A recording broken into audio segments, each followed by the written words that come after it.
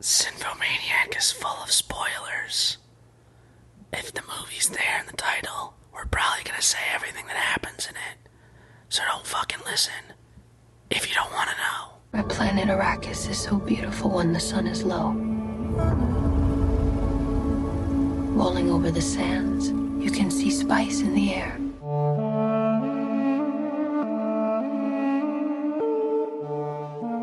We live inside a dream.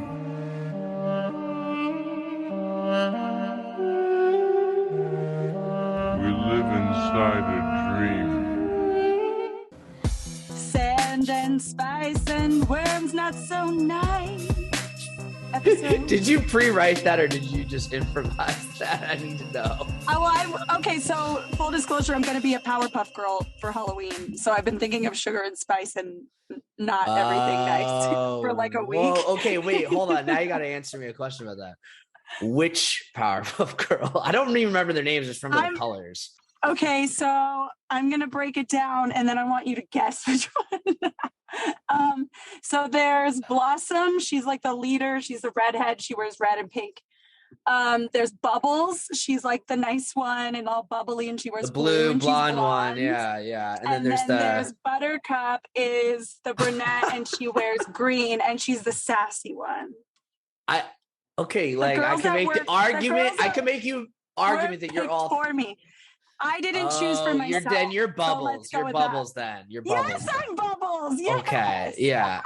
No, that was the giveaway. If other people chose for you, there's no way they wouldn't choose that. Other people chose for me. Okay. Yeah. So I'm gonna be Bubbles. I had to get a wig. Okay. Oh my god. But I've been thinking of sugar and spice and things not so nice all week. Trying to find. Well, I'd say, I can't wait blue to dress. see, but I'm sure I will. Oh my god.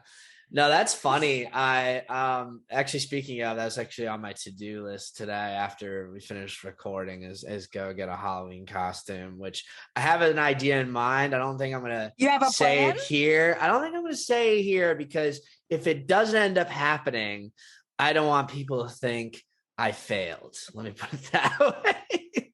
Well, but next week I'll tell everybody if I got 3 days.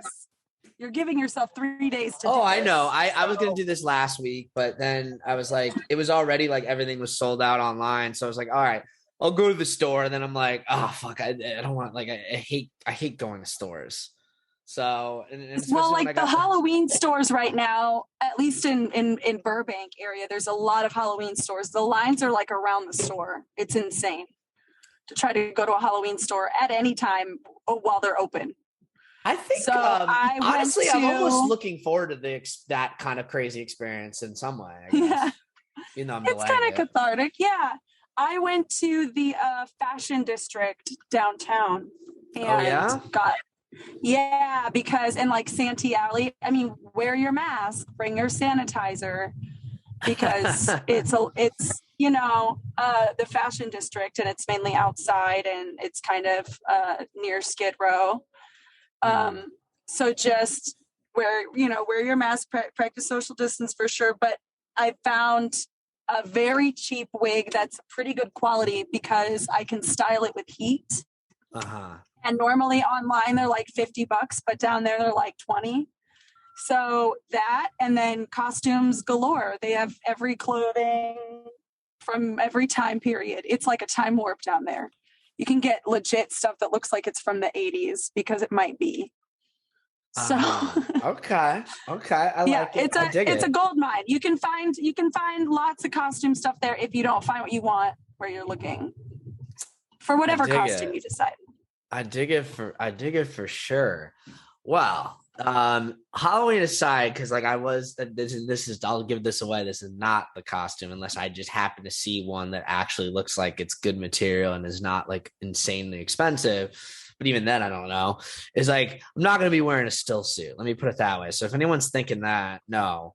But speaking of that point, we are, of course, here today to talk about Dune, which is an interesting point because in case anyone forgot, it is still Lynchtober here because you might remember or not even remember. It's been talked about quite more than it ever has in the past, which has been an interesting little thing to notice and to remark upon.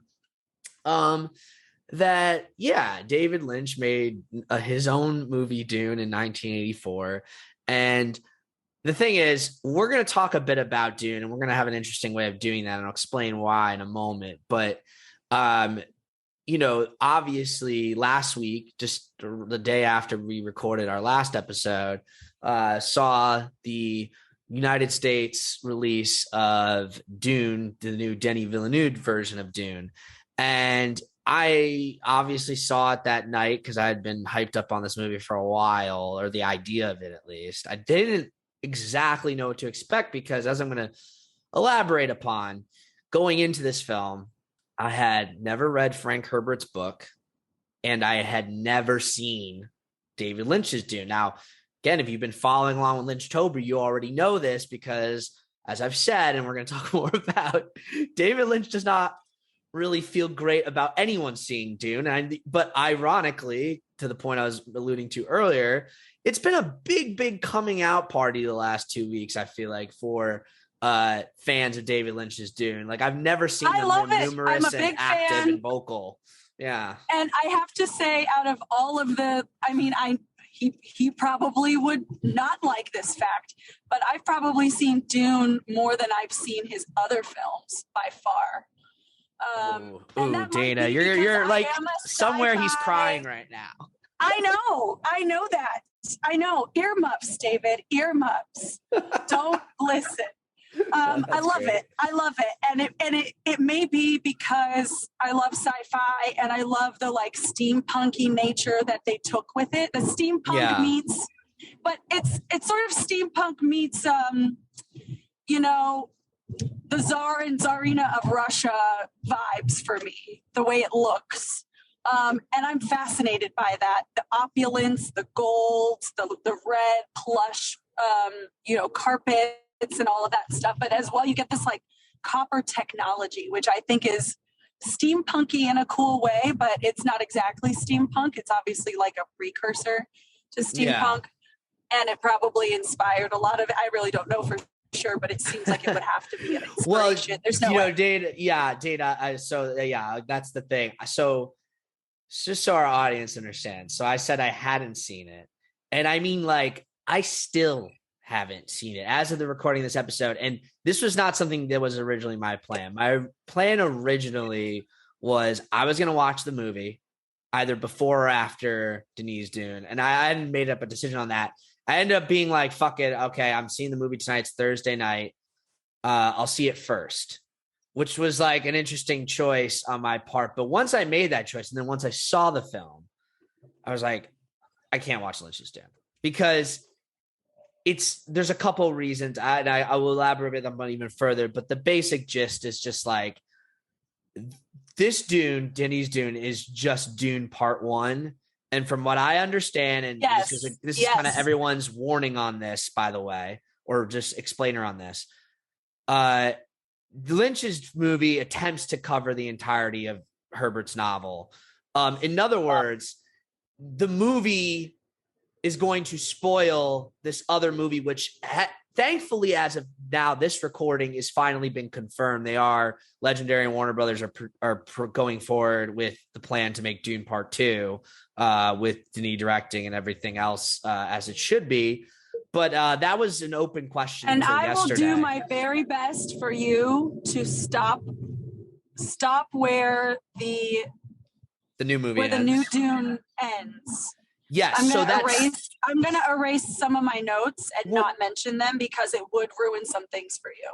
Okay, well, so that's the thing, exactly, and that's not just a promise to me, Dana. That's what I'm saying. It's a promise to our audience because I expect and inviting anyone who's only seen the new Dune and has no other context for any of the story, neither read the books nor seen these other adaptations, to feel comfortable here. Like, our typical spoiler warning goes at the top of this episode, but you can feel rest assured that technically we're only talking about the first half of Dune. Now, I wrote, because I didn't watch Lynch's Dune, you might be thinking, okay, well, how the fuck is you're going to do Lynchtober if you haven't even seen the Lynch movie? Well, two things. as I've said, again, in honor of David Lynch is one of the reasons why I'm not watching this movie. So to me, not watching it is my way of celebrating him even on this week, though that was not my original intention. Second point is, I watched it because I don't give any. No, I'm kidding. Okay. No. But I'm just really like it. One of us has seen it. You're going to, exactly. One of us has seen it. Dana has seen it a bunch, and so what I've decided to do is kind of like in the second half of this episode, I am going to, as someone who has not seen it but now it has seen the new film and has, even though I'm very far from finishing, has now started to read the book, right? So I'm going to ask her some questions about some of the things I'm most curious about in Lynch's Dune. And look, one day I will watch the film. I think when I'll watch it, and I'll promise I'll report on it on the pod when it happens, I'll probably watch it because this is the reason why I didn't want to watch it after seeing Denis Dune, to just make that a little more explicit now. I felt like I was so invested now in this story and in this world after just watching this movie just one time, right? And this will be our entry point to now finally get into that film, by the way. I was so invested in the story and the world after watching it that one time that I was just like, I don't want Lynch's Dune, even if I in some ways end up liking it, and I really hope I do. I don't want that to be how I experience the rest of the story for the first time, or like, especially knowing that obviously a lot will be probably omitted or changed. I'd rather. There's a lot that's omitted. Some of it I'm happy about. Some of it I'm not happy about. Well, I'll just say, wait, real quick. I'll just say, so just to be very clear on this point before we move off of it, and it's been established, just like I feel like I'd rather experience it by now, as I've said, I just started reading the book. I'd rather experience it in the book and then see part 2 and any other films. Like, I'm not going to punish myself and make myself wait 2-3 years, because this movie's probably not coming any sooner than 2024 for it, hopefully. But like, let's did they shoot it all together? Do you know? No, and we're going to talk about why that was the case, because it to put a little bit of obvious to it, originally, Denis wanted to shoot them back to back. That was like the precedent of like Lord of the Rings was obviously the thing to follow here, right? And it would be. And you don't want the actors to age. Look, too. I don't even need to really tease this out too much, because it's a pretty simple thing. One, well, like in the book, you'll see he's there on Arrakis for like 2 years in the beginning, so they can't age too much. You know what I mean? Like they should. I don't. Well, I think to look like they've been there for so long, because Timothée Chalamet recently alluded to the fact that he hasn't read a script, because I don't think a script for part 2 exists in really any form other than maybe like a vague outline. That he kind of is thinking there might be a small time skip to start part 2, but putting that aside for a second, the reason that the movie was not shot back to back is because Blade Runner 2049 didn't make enough money. Is really it? Because Blade Runner 2049 didn't make enough money, the studio was just like, I don't know if we can fund this. And look, the thing about Dune, we'll talk about it. Like they were kind of working with a tighter budget than you might think on this movie, which is amazing given what they did. And then on top of that, Denis has said, and I don't think he's like lying or trying to cover up for the other obvious reason that I just pointed out, that like he can't realistically see himself, even though he wanted it and probably would have forced himself to do it. I think there's a part of him that is relieved that he didn't have to make it back to back, because like shooting in the desert is no joke. Let's put it that way. And part 2 is only gonna have more of that.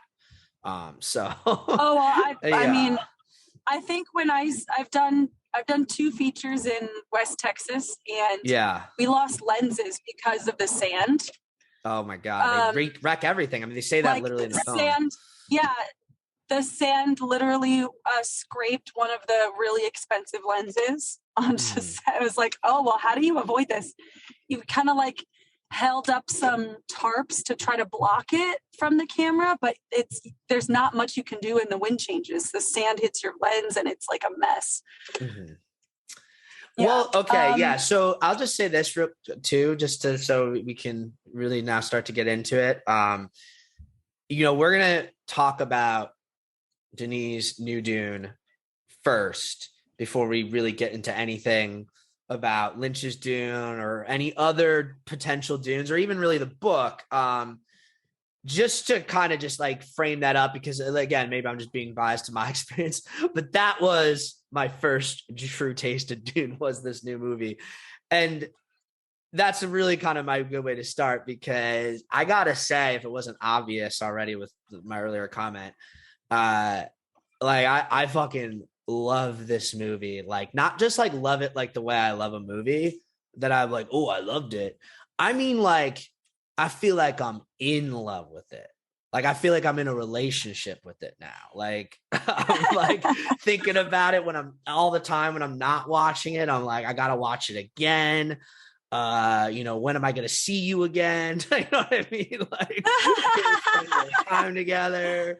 How do we? I think get closer? I'm still in love with our old boyfriend. I'm still in love with the original Dune. Okay. Well, yeah. Tell me, really, and I'm gonna ask this you more is like questions. the shiny new man on the street, but like I'm still in love with the one that got away. Well, as someone who's engaged in this relationship, Dana, again, I want you to just focus on New Dune. Okay, we'll get into the comparisons. It's tough. Really, all right. I know. I will. Yeah, like, I mean, look, if there's something that, like, when we talk about it glares out to you, by all means mention it. But like, obviously you're going to compare it, but like, let's start with that. Like, just honest takeaway, like, because we didn't talk about it. I was waiting for you to see it. Like, what do you think of this movie in broad strokes? I actually very much liked it, but I did not love it. There were some things that I felt were,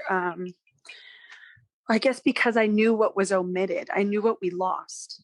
And I was sad to see things that were lost. And possibly there's a reason. For instance, Chani, she's only in like 7 minutes of this. Right. Until you really take a step back and realize, well, she said it's only the beginning. It's because he just got to Dune. Right. He just got to Dune at the end of this film. And in the original, when he just gets to Dune is about 1 hour into a 2.5 hour film.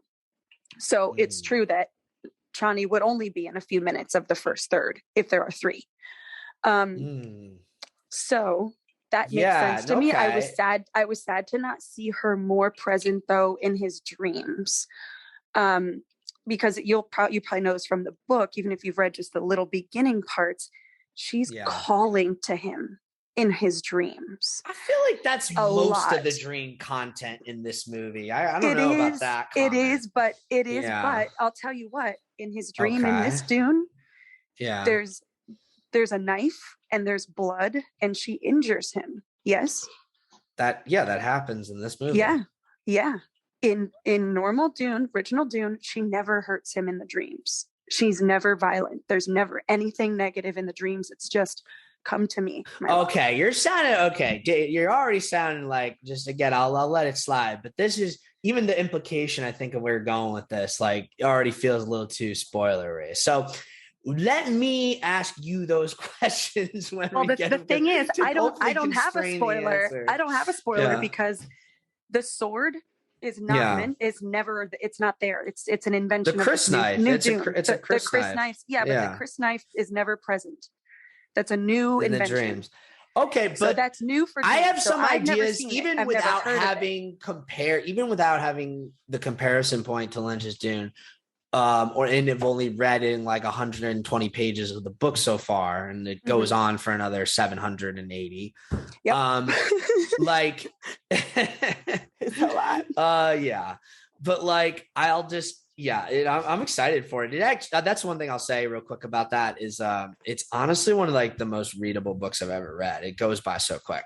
And honestly, I think I would be like 3 times further than I am in the amount of time since I started reading it. I just like I've had a lot else going on and to other than even Do you just think you'll preparing for read this the pod. 3 books that come after?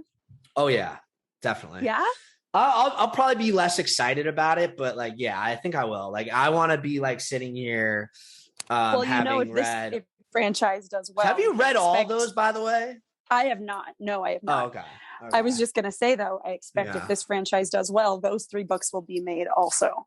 Well, what Denis said is that he does want to make a 3rd movie. He's not sure he will be himself on board. I mean, I guess he is saying that, but he's also like, I don't know, we'll see where I'm at after part 2. But like, he does see the potential to do a part 3 that's based on Dune Messiah, the 2nd book. And I don't know if it'll get into anything in the books after that or not. But he has also said he of course wants everything to eventually be put to screen. But he's like also like admitted like, look, I this was my dream, but I have a feeling once I do these movies, I will feel like that dream's been accomplished, and I don't want to just be living Dune forever. So yeah.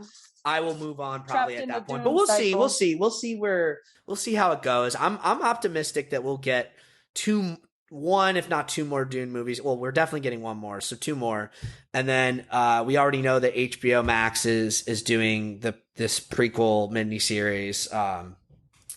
I want to get into all that, but let me just back up to just get, because like I'm already sensing too much. And it's fine if this is how you feel, of course, but I need to really dedicate this pod, at least the top half, to how much I fucking love this movie. All right. So I'm not gonna let you rain on the parade of it at all. Damn it.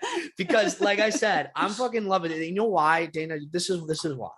It's not just like, I mean, to some degree, it's a similar effect to when, like, you know, I've talked about it before, you know, when I go to see these Christopher Nolan movies or something, and I'm like, I will drive to fucking at like 5 a.m. and go see it first showing again. I will literally like spend like see it 3 times in 24 hours. And these are 2.5 hour movies, and I didn't do that here because it's a little different these days. I don't know if you're aware. And just the fact that the temptation is just like, okay, am I really going to fork over $20 to see it in IMAX again when I can just put it on HBO Max? And the answer is I will, but I'm not going to rush to do that. If it's just to scratch the itch that I, of course, have with this obsession, I can just fire it up on HBO Max. And I'm definitely going to see it in IMAX again, because let me tell you, watching it on HBO Max in comparison to that first time in IMAX, it's night and day. It just really goes into that. Like, that was just such a great experience. But it's not even just about that experiential factor, though that's a huge thing.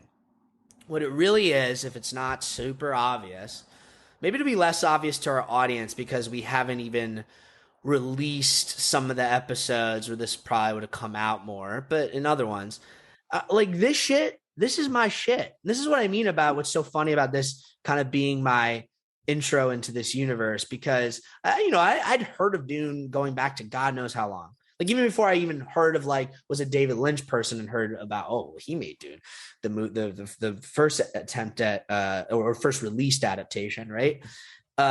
Even before that, like, I just was aware that the book existed, or that there was something called Dune, and the title kind of tells you a lot, obviously.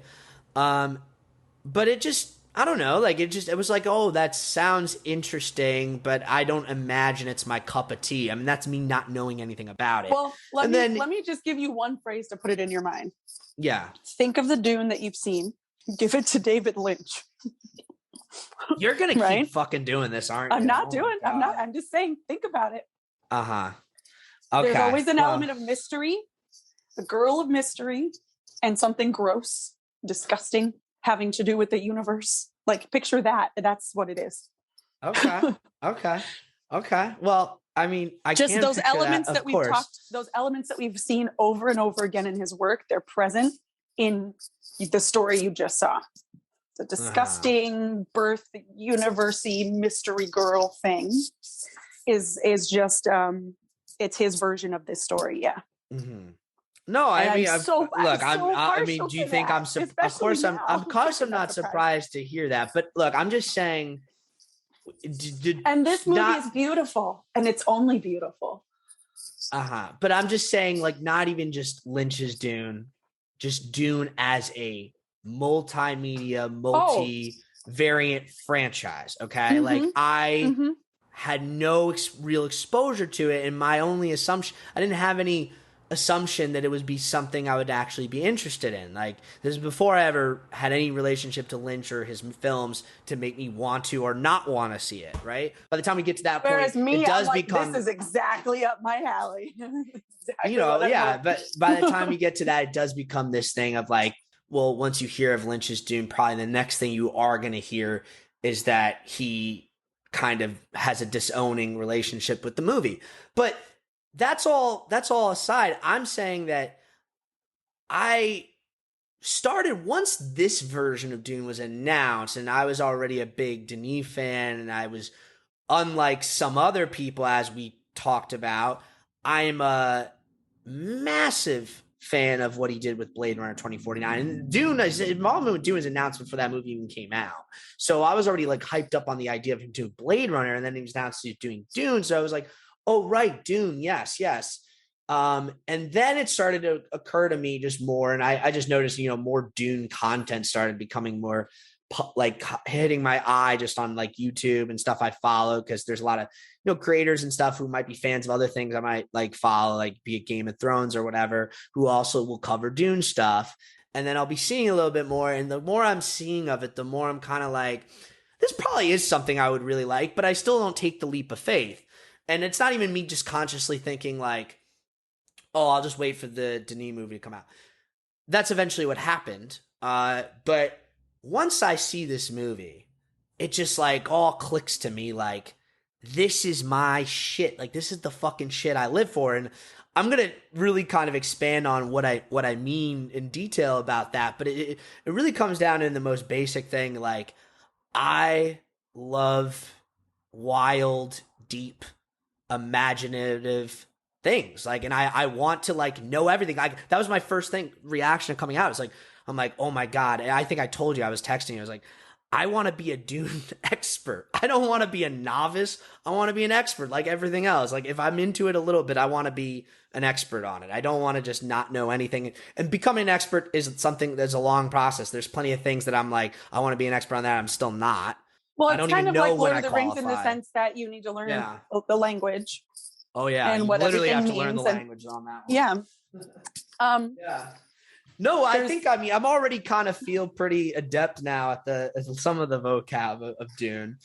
Well, yeah. So I mentioned Blade Runner, and let's just get this point. So, as you obviously remember, we recorded not one but two episodes on Blade Runner covering both films. And we did this months ago. Now that still hasn't been released. I think originally, before the idea of doing Lynchtober became a priority for me, I was expecting to release that ahead of this week and doing Dune. Like, that was my plan. Obviously that didn't happen because I had to edit a 5-hour Twin Peaks episode. Thank you guys for that, by the way. Or thank you for accepting it, by the way. But well, man, I'm so proud of myself for that one. Like, you thought the 4.5-hour video Twin Perfect made was long? This is 5 hours and 5 minutes. Delicious. How much do you love us? How much do you love us? It's a real testament. But I think on Twin Peaks, I think people, that's one of those things. You say you're talking about Twin Peaks, people are like, well, of course you need 5 hours to do that. It gets a little grandfathered in. But I'm very proud of that episode. I'm very proud of what we did there. I think it's honestly like one of my proudest moments has been doing Lynchtober and just doing that. And I'm looking forward to Mulholland Drive next week for sure, and then the return the week after that to close it out, even though we'll be technically into November. Yeah, I have a plan for November too that I'll be putting forward, and I'll like even put that up on Instagram, because I think I want people to be a little bit more like, have a little more foresight into where we're going with things. I think that's maybe helpful. I realize that like the way our pod is, it's like you never know what you're going to get, really. Except this month you do. This month you do. It could be anything, except this month is definitely planned out. This month is definitely planned out as Lynchtober. That's what I mean. I realize it doesn't just have to be Lynchtober for us to kind of keep a planned schedule. I think we can do it. So that's what I'm going to be doing forward. And what I'm expecting is to put Blade Runner kind of high priority on that schedule. So hopefully, I'm not going to make a promise just yet until the schedule is official, but hopefully you'll be listening to these Blade Runner episodes. And when you do, you're going to get a lot more context for what I'm about to say, because I only bring it up to say that you cannot understand Dune, this new Dune certainly, but just even the overall arc of how we got any Dune movie, including Lynch's, without understanding Blade Runner and Blade Runner's place in it, and just Ridley Scott as a filmmaker's career in the late 70s and early 80s, right? So that's the thing. If you didn't know, Ridley Scott was going to make Dune for the De Laurentiis family before. We talked about this in that Blade Runner episode, but we did.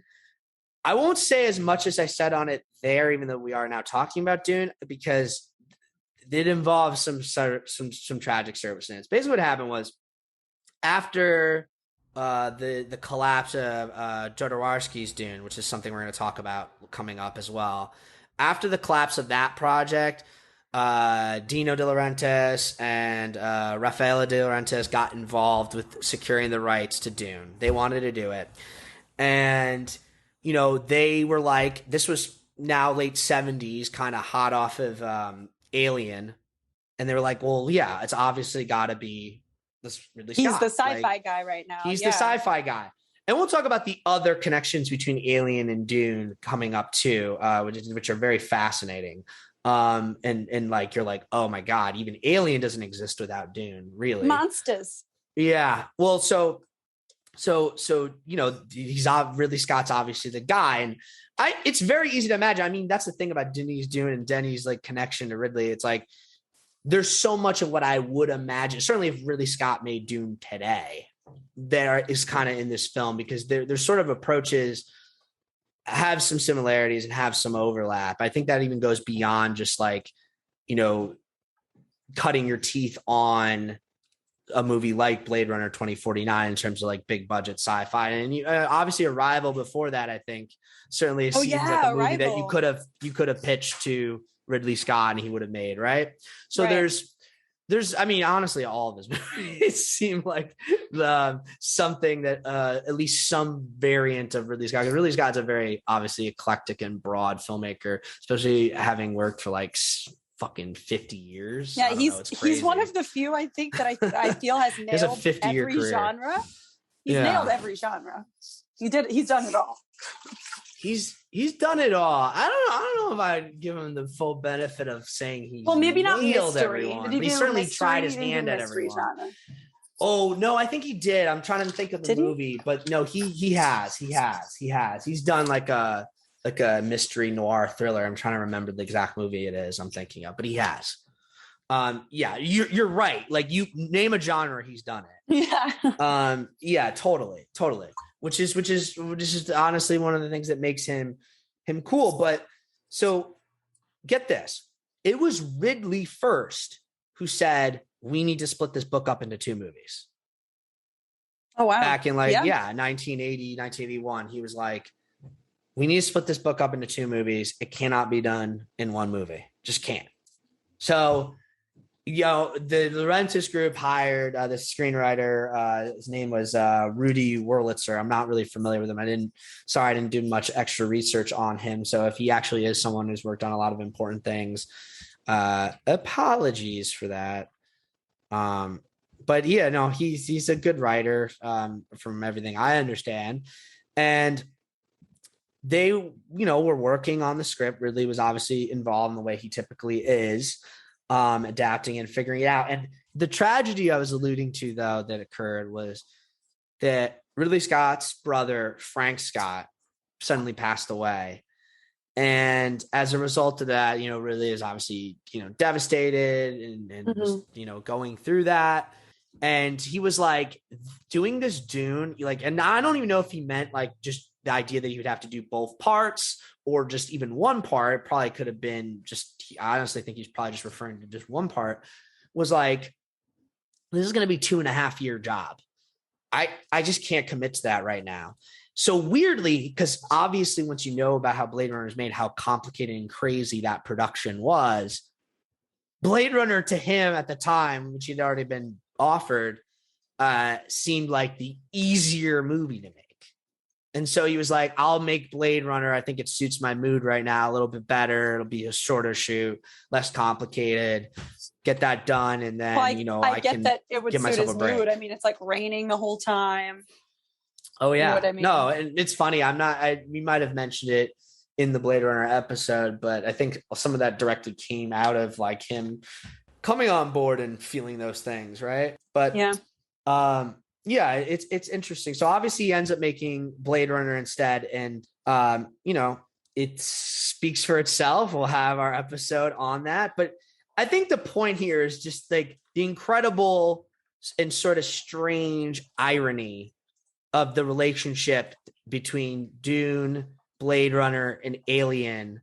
They all try to feed into each other. And specifically when it comes to Alien, I'll get a little bit more into this when we explain Jodorowsky's Dune. H.R. Giger, who is one of the key designers, along with Dan O'Bannon and this guy Chris Foss. These were all people that were originally put together to make Jodorowsky's Dune, which never happened. Then they go on to make Alien. Like Bannon writes the screenplay, H.R. Giger designs the xenomorphs and all that shit. Foss does other concept art. And so Ridley Scott basically took what would have been the original attempt to make Dune, makes Alien, then is offered to do Dune, doesn't make that, so he can make Blade Runner. Then 30 years later, Denis Villeneuve, a Dune devoted person, basically makes Blade Runner so that he can make Dune.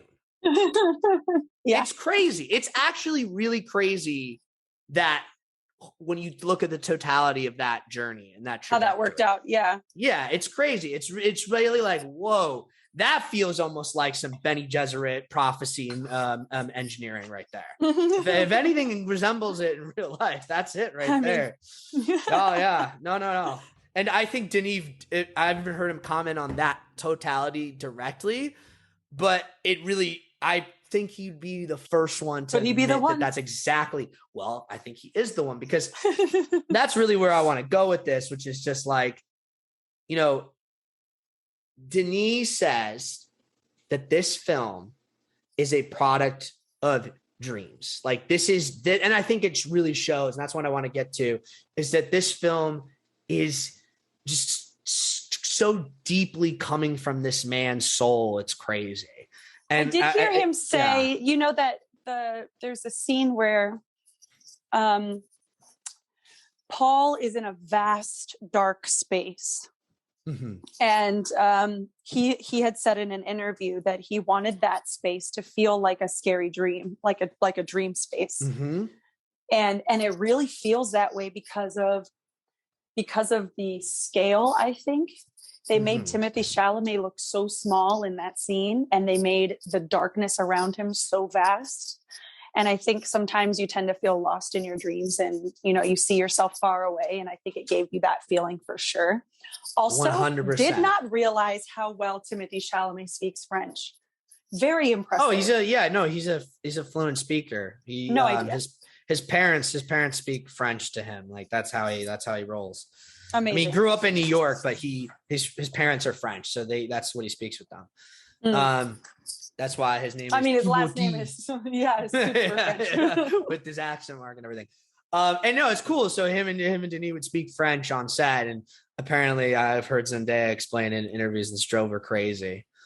Because you'd be like, they're just definitely shit talking me and everyone else in their little special language. millions of people speak. No, this is what you need. This is all you need to do is when you go to a country, you learn the shit talk words. And then when you hear that word, you're like, oh yeah. Okay. Yeah, but it's one thing to know the words. Another thing, well, I guess you can hear your name in it too, but they might have other coded ways of referring to you that would,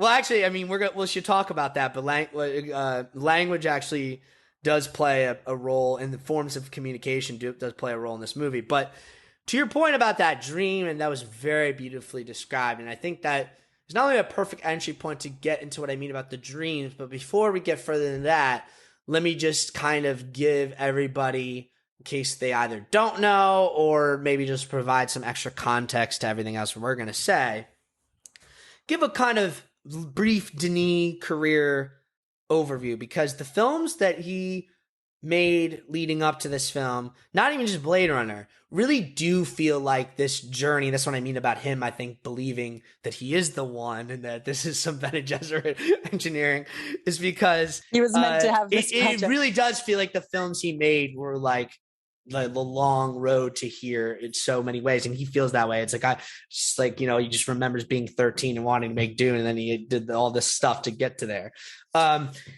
You know, so he made a few smaller films early in his career that I have not seen, and I don't feel the need to talk about. I mean, I'm sure they're great, and I will hopefully check out. Maybe one day we'll do an episode on his early films, and that might be an interesting little experiment. But his first kind of breakthrough film was this film Incendies, which actually I also still haven't seen. So that's another one that I have to check out and cover. But I've seen everything else after that, certainly. And the film he made following that, which was kind of his Hollywood break-in, was the film Prisoners with Hugh Jackman and Paul Dano and Jake Gyllenhaal. Oh, yeah. Yeah, you remember that one? Mm-hmm.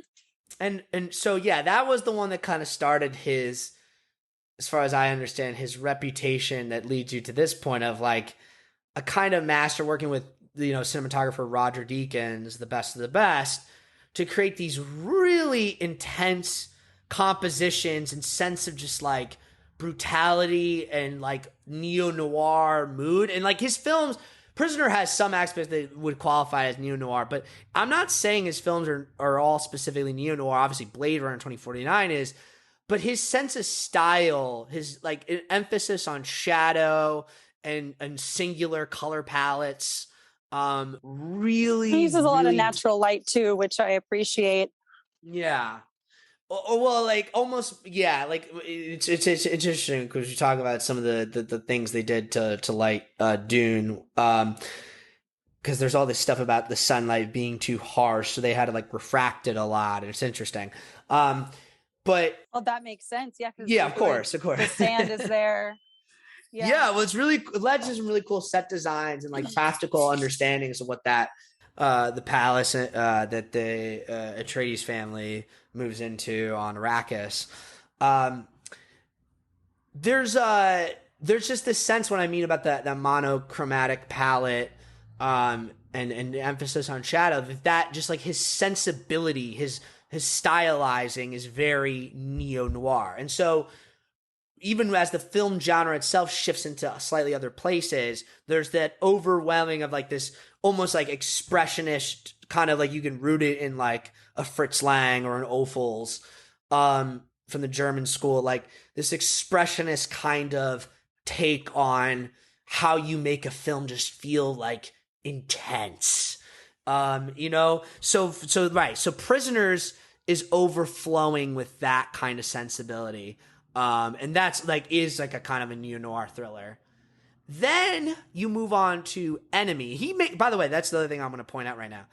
Up until the 3-4 year wait for Dune, like, or almost 5 year, 4 years exactly, actually. The 4 year wait between 2049 and Dune, he made a movie every year for like 5 years in a row, and that's how he made his bones. So he makes Prisoners in 2013. 2014 comes Enemy, which was a smaller film that probably a lot less people saw or know. Who was in that again? I don't remember. Jake Gyllenhaal.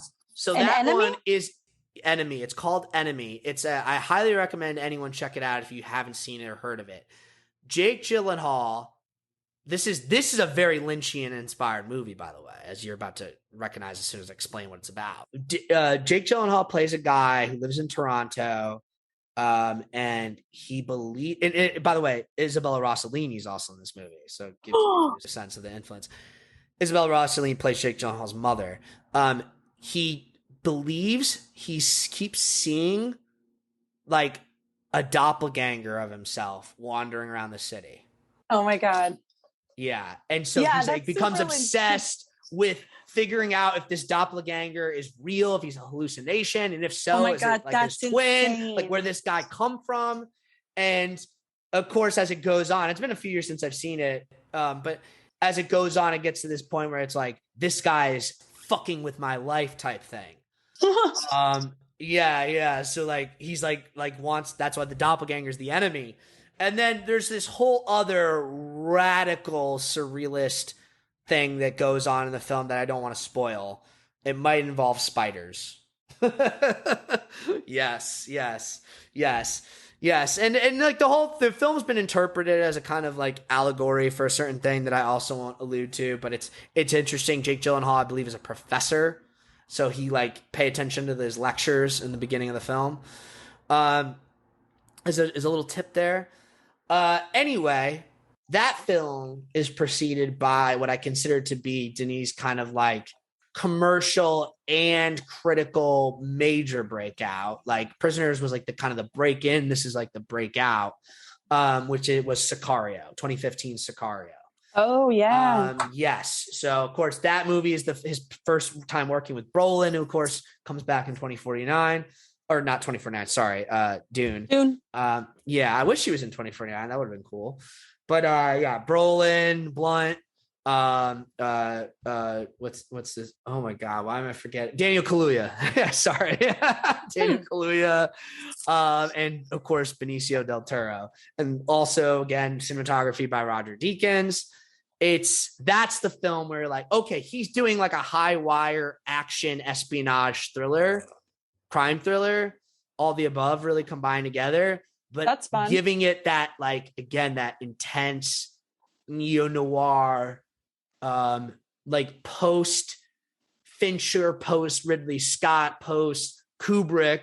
And this is where the Kubrick comparisons, that and Enemy really started coming in, kind of brutality and sense of like just composition that feels like, in color that feels like again oppressive in this way that really, rather than alienates you, I feel like draws you in. You're like, oh, I just feel the sledgehammer slamming down on me, and I kind of like it.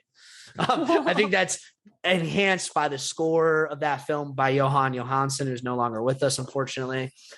Yeah, great film. Sicario, can't recommend it enough. I'm sure one day we'll talk about it in another pod in more depth. That's then followed by the sort of awards credibility breakout, if you will, another commercial success, and the sci-fi break-in film, which is 2016's Arrival, starring Amy Adams, Jeremy Renner, Forrest Whitaker, Michael Stolberg. That film is incredible. I think we've talked a little bit about it. I probably, when we were talking about Blade Runner, I went into it a little bit. But that's another film I want us to revisit and do a little bit of a deep dive on at some point, because I think it's a fascinating and very prescient movie still.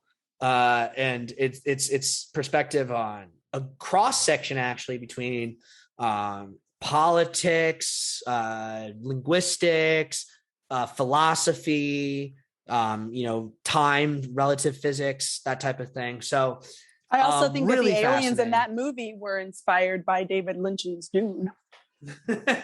There's definitely a Lynchian quality to the idea of the way the aliens that are they're like gross that. looking, and yeah. Well, look, I just say this in case I not like us. They're not. I like mentioned it with Enemy, and if you ever hear Denis, including he's obviously been asked about it recently, talk about David Lynch, he has the most respect you can imagine for David Lynch. He's obviously influenced by David Lynch. I've been told one of his even earlier films, one of the ones in the early Montreal filmmaking days that I haven't seen, is a very Lynch-inspired kind of film. So, like, this is not someone who's like, oh, I don't like David Lynch, I can do Dune better. I mean, I think he thinks he can do Dune better, but not in that kind of way. Do it more modern. Well, no, yeah. Look, you're entitled to your opinion, Data, but like, I will just say, like, I'll take Denis at face value because, well, one, I don't know better, but two, it seems perfectly sensible to me. Again, I'm speaking as Lynch's biggest fan here, all right? But like, Denis' relationship to Dune, if you hear him talk about it, and this is a good transition point, because the only film after Arrival, obviously before this, and Dune is Blade Runner 2049, and we have a whole pod about that. So, like I said, he made this film from his dreams, and specifically, which is a very David Lynch kind of perspective too, but all the emphasis on dreams, right? His goal with this film, he stated this in multiple interviews, and when he's hearing him say this, I gotta tell you, Dana, it does something to my soul, because this is me. Like, this is how I want to this is something I want to sincerely be able to say one day in an interview to somebody. He goes, I'm making this movie to appease my 13-year-old self. This is the movie my pretentious, overly ambitious 13-year-old self would have demanded. Like, so he's like, that's my toughest critic. No critic out here is going to be tougher than my 13-year-old self with his arms crossed being like, it's shit. Like, that's true. I think if anybody were to make films with that Dune should be the most amazing film ever made. I need Dune. And like, so he knows that kid, and he's like, I am making that movie for that kid. And since I'm not the same person as that kid, I think that's why he describes that kid the way he does. But I want to take my entire life between me now and being that kid and distill it into my subconscious and go to bed at night and dream the dream I've had since I was that kid. And if I do that, I will make a film that kid will at least be like, it's okay. So I think that's so beautiful. And that just speaks to me as someone who remembers being a very similar 13-year-old, and in some ways is still like, I mean, Denis is an old guy now, so not an old guy, he's a middle-aged guy. And so I can kind of relate, like, oh shit, I hope by the time I get to his I've made these movies and I can feel like I've had my Dune. I don't know what my Dune is, or even if I do know, I'm not going to say it here. But that's the idea. That's the dream. And so he said, and this is maybe kind of gets into some of maybe what you might like or not like about his choices, or how it might compare to Lynch a bit, is his intention was, and he instructed everybody involved in the making of this film to treat it this way as well. So it was kind of almost like a strict ban on the set. No outside influences. I don't want to see any reference or hear anything about any other sci-fi movie or thing ever. The only thing we are making this movie from is the book and our dreams. So you go read the book, look up the book. If something's in the book, we'll talk about it, and then go at home at night and dream. And if you dream and it's about something from the book or something that feels connected to the book, we'll talk about that. But if it's not from dreams and it's not from the book, we don't talk about it. It's not, we're not interested in it. I like that. That's how you get new ideas. You can't come in there and say, I want to make it like that, because then, it's not new. That's like awesome. Sand. Oh, and I mean, people have made memes about it, but obviously this film is Anakin Skywalker's favorite film of all time. You know, just sand. It's coarse. Oh, man. It gets everywhere. It gets everywhere. Oh man. Oh, that's brilliant. We'll talk about it a little bit. The George Lucas connections are in between Dune, because I mentioned this a few weeks ago. David Lynch made Dune instead of Return of the Jedi, which I don't know if that would have gone better. Who knows? I mean, I think we would have got a much different Return of the Jedi. Yeah. Well, it'd been interesting. Yeah, that's almost a whole conversation on itself, which maybe we're gonna have later in the pod, or maybe not. Because we could do a whole episode of Lynchtober maybe next year or another year, because again, this is gonna be a yearly thing, guys. That's almost like just David Lynch what ifs, and David Lynch's what if Return of the Jedi is definitely could have a whole long conversation about that. That would be fun. So I'm looking forward to that hypothetically in the future. Now, getting back to Denis Dune here, when I say like this whole thing about coming from the dreams and having that kind of perspective, I think it really does speak not just with his earlier style, but with everything about how his style translates into Dune here, is you got to start with the compositions here. Because that's what this guy is kind of a master of. He is a mise-en-scène architect, you know? I mean, obviously as a French language speaker, to him, that is the job by definition, literally. Director is the architect. builder. Well, he's the guy in charge of mise en scène. So like he looks at it like these compositions. I think the best way to kind of describe them is this kind of is also just a statement on the overall tone of this movie, which I think is very fascinating. I consider the way I describe the tone of this film, it's like, it's on the one hand, the wonder and wonderful of this mysterious feeling, this desert spirituality, this kind of like call to the heroic mythic fiber of the universe or something, and combined or contrasted or in sort of lock with, because I really think the film really shines when it's exploring all the spaces in between that and this other thing. And that other thing is the dark brutality of like that oppressive feeling, that thing I was talking about, that is the kind of his staple that you get from Sicario, that you get from Blade Runner 2049, that you get from Enemy, that you get from Prisoners, like what I was saying about like that sledgehammer on your chest, that like just like everything obviously with the Harkonnen and the Sardaukar and all that stuff like rings hard with that stuff. But you get it in other little places It's too. it's interesting that you just said Harkonnen, because Harkonnen. Well, yeah, I know. Harkonnen is the new way and Harkonnen is the old way.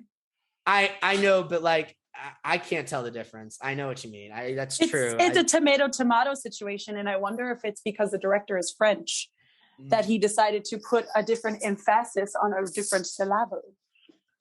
It's a good question. I know that he worked with, because I mentioned languages. I don't know if I put it anywhere in my notes to talk about this more explicitly at another point, so might as well just talk about it now.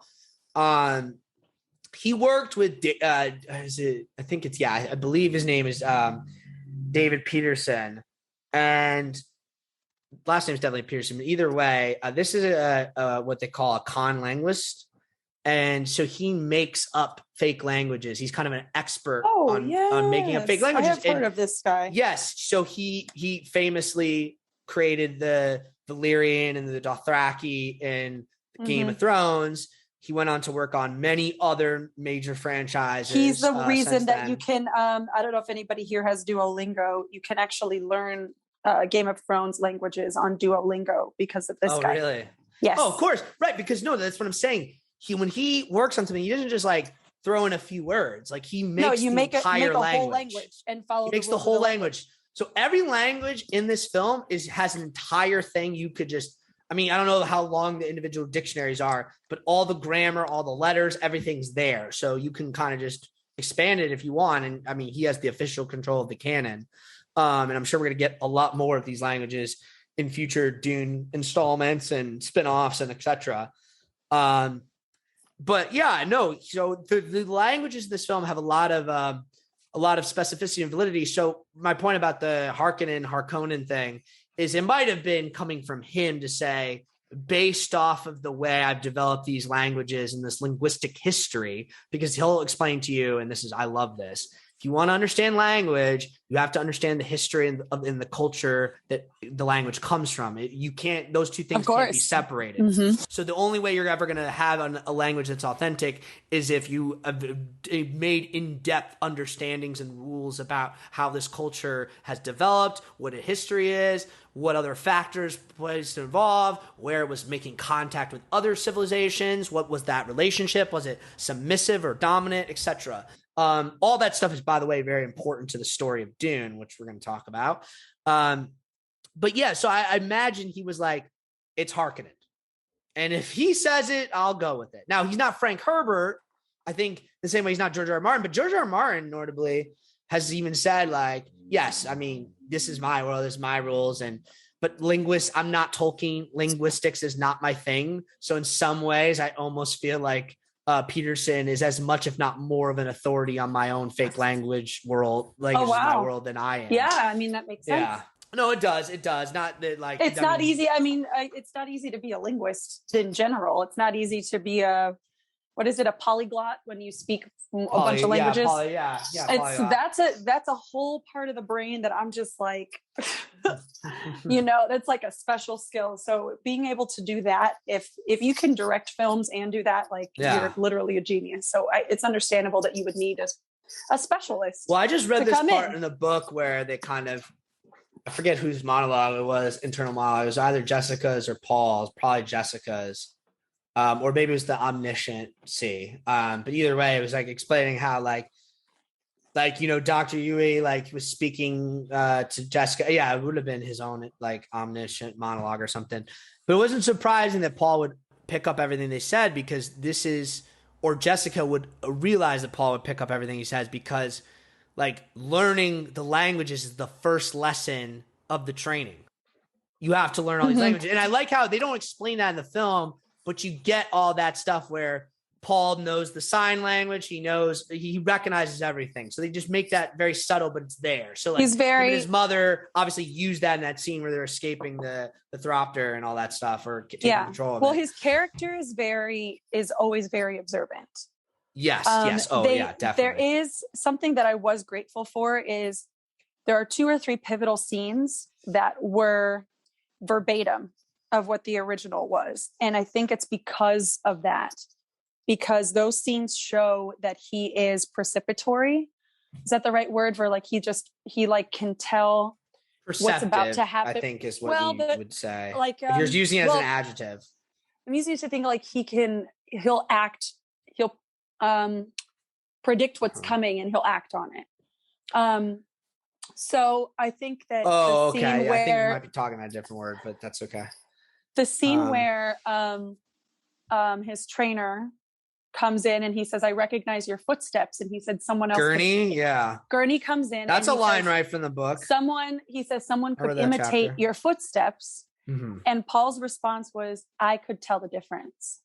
And you remember, and so in the book, because they give you the characters just omnisciently switch between characters in their monologues, literally says Gurney was didn't want to let it show, but he knew Paul was definitely right about that because of the training he was receiving from Lady Jessica. In the book, is it just Gurney who enters, or is it 3 people? No, it's just Gurney. It's Gurney. Yeah, that's the whole way. Okay. Yes, Dana, I don't think you'll be surprised, or shouldn't be, even though again I can't speak with authority to the later half of the story, nor parts of the book I haven't read. But this movie is extremely faithful. That was the point. He wanted to make it as faithful to the book as he possibly could. Was part of Denis' goal. So I don't think there's a lot of bells and whistles added anywhere. And if something's subtracted, it's probably because it wasn't in the book, if anything. I'm sure there's exceptions to all that, but I'm not the expert to say either way. I will say, something that I'm grateful for that he subtracted. Yeah. There's these inner monologues that you just mentioned, and I think that they're placed very strategically. I think that they were a little too much in the original. Are you talking about the voiceover in the Lynch film?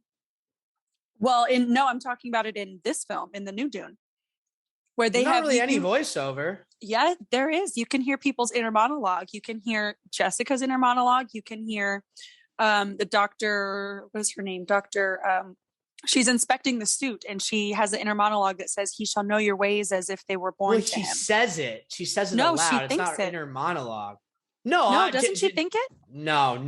It's 100% said out loud. I promise she says it. Okay. Well, no, in the original, some of the times they take lines from a character's inner monologue in the book, but then they make them say it out loud. There's no. Maybe that's why I assume only it was her inner monologue voiceover in the film is Chani in the opening. That's it. There's no other voiceover whatsoever. There's obviously voices in Paul's head. Obviously, that's not voiceover in that sense. But that's it. There's no voiceover. Anytime a character, it's said out loud. I promise. Even when they say, "Could he be the one?" They say that out loud. Yeah, no, trust me. It's 100% allowed every time. It's allowed every time. Sometimes maybe it's hard to know just because the source of the speaker might be a little bit off camera, or might be, this movie does a lot of experiments with sound design. Speaking of, because when I talk about the tone and also the source of this film being these dreams and these ambitions of a prepubescent teen, that's not just Denis. That's also Hans Zimmer. Hans Zimmer, if we talk about Tenet, right? And I talk about, Tenet marked the first time Nolan wasn't working with Zimmer on one of his major films, and he partnered with Ludwig Göransson, as we talked about, 2 amazing effects. So that worked out marvelously. But the reason Zimmer didn't do Tenet was because he had to make Dune. He had to. And the reason he had to is because Hans Zimmer is a huge Dune nerd who read the book as a kid and was obsessed with it and was like, so when he came to him, he was like, you know Dune? And he's like, yes. like there's these two just European guys, like, well, you know, Denis North American, but you know, European language, non-English speaking dudes, German, French speaker, German speaker, just like kind of with their accents, just being like so exuberant over Dune. I there's something about it that sounds magical, and that's how they feel about it. And it really was this thing where I guess Denis was explaining that like Hans was like at one point to him, like stop him, like pinching himself. It's like, should we even be making this? Like, I feel like our young selves would be like angry at us. They're like, you're gonna ruin it. Like, we should be fearful. And Denis was like, no, that's why we have to. Like we have to prove them wrong, that we could do it, that we're not old men, that we are still those kids. And they're like, you're right. And oh man, it sounds so awesome. And you know, the soundscape of this movie, because that's the thing, like when I talk about Zimmer doing this score, from everything I've heard, he kind of did more than that. They really treated the score in this movie like the full scope of the sound design. I mean, I know other sound designers obviously worked on it and sound mixers, of course, but Zimmer was really had kind of the first touch of everything and like really was hands-on, and he wanted to go crazy with this movie. He was like, I want all the instruments to be played in an alien way. I want all the voices to be speaking fake languages. Like, you know, and like, I want a choir of just like crazy alien languages and sounds and just like instruments being played in totally Earth-like ways. I want all this shit, but I still want it to feel familiar in the roots of Dune, which is the desert, which is like this T. Lawrence colonial desert tension thing. I want the sort of history of the Arab world and all that. I want all that to kind of filter in to the sound, of course, but I need it to feel otherworldly in every way. So even when we're doing things like using fucking bagpipes, we want it to feel like, whoa, this is not what I'm expecting. There is a totality to the kind of ambition with it. And I think suffice to say, like, obviously, I think they really fucking pulled it off. I mean, I love this score. It's crazy. It's wild. I keep listening to it when I hear those like pipes, like the flute kind of like do do do do do do do do. I love that stuff. Or obviously the fucking sort of kind of like desert like chanting kind of prophet like theme that's like all that stuff. I love it all. It really kind of hits in effective places and just like, oh man, really great. Another obvious aspect of sound when we talk about it is important to the lore of the book and everything is the voice and the way the voice is used in the film. I don't know. What'd you think about that, Dana? Again, so the voice is important, and I'm not giving you any spoilers by telling you there is a voice in the Lynch version. Okay, of course. However, it's exactly what you would expect. It's much scarier, I think, than this new version. And I listened to this new one. Yes, I listened to this new one a few times, like paused and rewound and whatnot. And I closed my eyes, and you can hear in this new version, it's actually Mother Superior's voice layered with Timothy Chalamet, layered with a third deeper voice.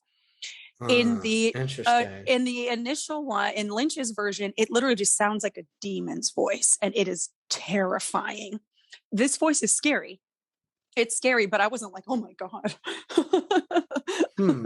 So because I think they layered it with the female voices, which I think for the story does make sense, because females in the Mother Superior are these powerful beings. And so it would make sense you would access some of their powers taught to you by your mother and have used that voice.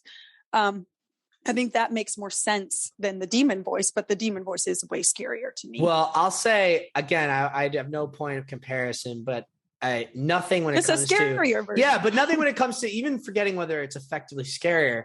Just nothing would ever make me think that, unless somehow Dino De Laurentiis dug his fingers into this, like that when it comes to sound design, something Lynch would do wouldn't be crazy and amazing in all the strangest ways. Like that's kind of his jam. He does a lot of the sound design for his own movies all the time. It's like something he's very passionate about. Again, for the millionth time, we're going to talk a lot about when we talk about The Return. Listen to the sounds. Rule number 1 of David Lynch: listen to the sounds. All right, he tells you straight up. First thing fireman tells you: listen to the sounds. All right. So I get that, but you mentioned the motherly aspect that they're going for. Well, the powerful. It's not just mothers; it's that they're the mother superiors, and they kind of are vessels of power. You're talking about the Bene Gesserit and the Bene Gesserit. Think yes. No, I know So it's a Bene Gesserit voice that he calls. So it would make sense. It would be a woman's voice. You're saying it's the Charlotte Rampling's character, the mother superior, as you say. I think it's her voice. Yeah, I don't think it's his mother's voice. It might be, but if you close your eyes and listen to whose voice it is, you can't have your eyes open. My theory, because you hear some other voices too, like during Paul's visions and stuff. I think the idea, again, I haven't read the whole book, but I think the idea is that these are voices of Paul's maternal ancestors through Jessica. Ooh. Yes. That would make sense with the lore as I understand it thus far. That would make sense. Now, and that would make more sense than just a random demon voice. I want to get more into some of that lore later, but this is also the perfect way into talking about my favorite scene that I think literally just gives you everything you need of this movie and really sets this movie into motion. And it's, of course, also the opening scene of the book. So, of course, it would be that, which is the Gum Jabbar sequence. This sequence, I mean, this is everything Denis is expert at, really coming together, and his whole vision for Dune and why he is, for my money, a perfect person to make this film. Like I said, that dark, oppressive feeling that's exciting and enrapturing. And what better way to do that, like that neo-noir sensibility, than to fucking have that pouring fucking rain and fog. I fucking loved this shit. As soon as I saw this shot of just like, this is the entry shot into the sequence of just like the stone on the ground, the rain pouring down, I'm like, oh shit, we're in that Blade Runner zone. I'm ready. My body is ready. And you have the spaceship coming down into the fog, and then the veils just walking through it, and then Hans's music hits that theme there, dun dun dun dun, and you have like it's all made from women's voices. Like I actually watched some of the making of like I said, he's having them speak all this crazy language stuff, and they're like chanting all this like stuff. It's like so weird, very creepy, very culty. Yeah, I mean, the fitting of the scene, and you have the rain. Jessica's in her veil, and she's like, then she comes into Paul's room, and it's like the whole way that scene plays out, how nervous she is, how like scared and sweaty, and like in the book, because having now read it, you get a lot of Jessica's internal monologue, which kind of explains. That doesn't give it all away at once, but kind of. I would assume she's like really nervous and like, but she can't reach out to Paul and like let him know that. Give him support because Mother Superior's there, like judging everything. Well, so this is what I mean. Like in the internal monologue in the book, which I only read after seeing this in the movie the first time. It's still like keeping a sense of mystery about certain aspects of it, but like you're getting a sense of like, okay, what's Jessica's relationship to these people and like why she's afraid and what's going on. It is paced and meant to be tense and like things are revealed in a certain way. So that chapter is really brilliant writing in that regard. But oh man, what Denis able to do with this movie, and I'm so glad I experienced the scene having not read the book the first way, because that sense, and know what I mean? It's not just the tones of the composition, it's all of it working together. The composition, the music, everything.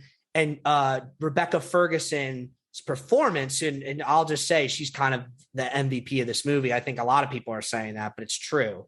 She's so fucking good in this movie as Jessica. And just the way she's like trembling and shaking and huddled over for the whole the fucking sequence, even before Paul starts getting tortured, like she's like that. I'm like, yo, this shit is intense. Like I'm so in it. I'm like, this is that palpable sense of mystery and foreboding that I just eat up. This is perfect. This is merging kind of like my sort of, this is what I mean about this being my shit. My sort of like genuine curiosity into like lore and prophecy and history and all this stuff that this stuff is weaving together. And we're going to talk more about with that just perfect cinematic filmmaking of my favorite type of cinematic filmmaking, which is that sort of noir, moody intensity and that sense of just like pressure on you and the beauty of it, like the beauty of the rain, the beauty of the shadow, the beauty of the gray tones in the library, or just even before you get there, that I love, and you see it right away in the film, even before you get to the sequence, the following light drone thing. I loved that. That was like one of the coolest like little touches ever. Well, it's like a lantern, the floating lantern. The floating lantern, so cool. I love that. It's like it's perfect. It's like oh, Denny figured out a way to like make a sci-fi reason for him to have his sort of like single color, single source lighting style. Yeah, it's amazing. And we should say this film was shot by Greg Fraser, who's an incredible cinematographer who has worked in big budget sci-fi before, because he was the one who shot Star Wars Rogue One, which all their things I have to say about that movie aside, it's certainly like a beautiful looking movie, without a doubt, you know? Yes, it did actually give me vibes, just maybe because initially when you're on a Calderon. No, when you're on Calderon, is that the name of their planet? Alderaan? No, Caldera. It's the planet, the water planet that Paul. Oh, at the end. Oh, I forget what it's called. It's not that. It's no. The water planet that Paul is from. Oh, in the Caladan in Dune. Caladan. Yes. I think Caladan gives me some of those cloudy, misty, gray vibes, especially in the title, beginning. The shot you see. After like I said, Paul, after the Zendaya opens, shows Paul in his bed and it's dark still. He wakes up and the lantern comes in. And then it cuts to an establishing shot outside where you get the title up of Caladan. And that shot is incredible looking. It's the faintest hit of sunlight coming up over the mountains in a thick layer of cloud fog just surfing through the mountains. It's so cool. It's like you can kind of even see a little spark of lightning in there. It's like just like a dry storm. It's amazing. It makes you think. So I'll get a lot more into this coming up, but that shot and the general look of Caladan in this movie remind me so much of George R. R. Martin's idea of the Stormlands and, you know, A Song of Ice and Fire, the Game of Thrones books. And so therefore, like, to me, even though like obviously the Atreides house, the role they play in the plot is much more stark than anything else. It gives me this, they're like the Baratheons, like they live in the Stormlands, and like this is the Stormlands, like these just like lightning storms and this coast and this just like rocky area. It's really cool. They shot that in Norway. Meanwhile, there has never been a drop of rain on Arrakis. right. Which, obviously, stark differences. Dune, you have Dune, and then you have Dorne. Yeah, you have Dorne in the Song of Ice and Fire. So, yeah, it's very cool. Well, we'll get into the George R. R. Martin comparison. It's actually something I want to talk a lot about, and I think really articulates what I really love about this stuff. But getting back to the Jabbar scene, right, which I've said is just like the masterpiece of this film. It's what sets the tone for the rest of the film. I feel like it's what sets the tone for the whole franchise. That's why you get that sort of prophecy theme I was talking about towards the end of that sequence, when Charlotte Rampling, who's playing the Mother Superior, kind of realizes, oh shit, like Paul is not only maybe the one after all. Like obviously she says later to Jessica, there are other prospects, but you can tell it's coming out of this sense of frustration that he might really be. And therefore Jessica's disobedience to her has paid off in some fucked up way. And it could be, there's all sorts of things going on there. And I'm sure things I don't understand because I don't know everything about where the story's going, though I have some idea. it's like this like sense of like, oh shit, like this, like he's almost like is as much antichrist as Christ, you know? And so there's like that fear that comes over her, and this like it, like that's what I noticed about that scene. It really puts the idea in, like, obviously Paul's writhing in pain, but the intense look on Chalamet's face, like the way he's just scowling at her, like, oh shit, you like, do not, it's kind of, he's almost like saying with his mind, like, do not fuck with me. I will destroy you all. And it's powerful. And you're like, you know, and obviously she says before she even starts the test, it's like, you inherit too much power. Like we don't like that. You're a threat to things. You know, you're not necessarily salvation. You're more like an omen. And so there's a lot of tension there, obviously. And I'm sure that's what's going to play out in these future stories. But yeah, I just love Rebecca Ferguson's performance. Like, even after she's invited back into the room, just like the kind of, and again, now having read the same scene in the book, I'm getting that extra context for like why she's behaving the way she behaves. But I think it really says something the way, without all that exposition or explanation, the film conveys it through performance, is really impressive. Just like her, just like timid, like hunched over, like, because she's not like that in any other part of the story, right? She's like, but she's just like oh boy. She knows she might have fucked up, like, you know what I mean? But what's she gonna do? Like, Paul's her son. She has no choice. No one has a choice in this, right? Yeah. So that scene, just man, if there's ever like a reel for why you know, Denis should direct Dune, it's that scene. And I imagine, I think he's even said, this is really something that just, like I said, came out of his dream. Like, he was dreaming. It's like, I see the rain. I see those veils. I see it all, man. I see that lantern come into my room and wake me. It feels really dreamy. And, you know, it's something Lynch has said, and we'll talk about it in The Return, because it's like one of the great behind the scenes moments from that doc on The Return. It's like, David's like, never get to go fucking dreamy anymore. He's like flipping out on his crew and producers. like it's so funny he say that while making The Return. We never get to go fucking dreamy anymore. He's like, how dare you? And he also said, who cares how long a scene is? Which is my excuse for who cares how long a podcast is.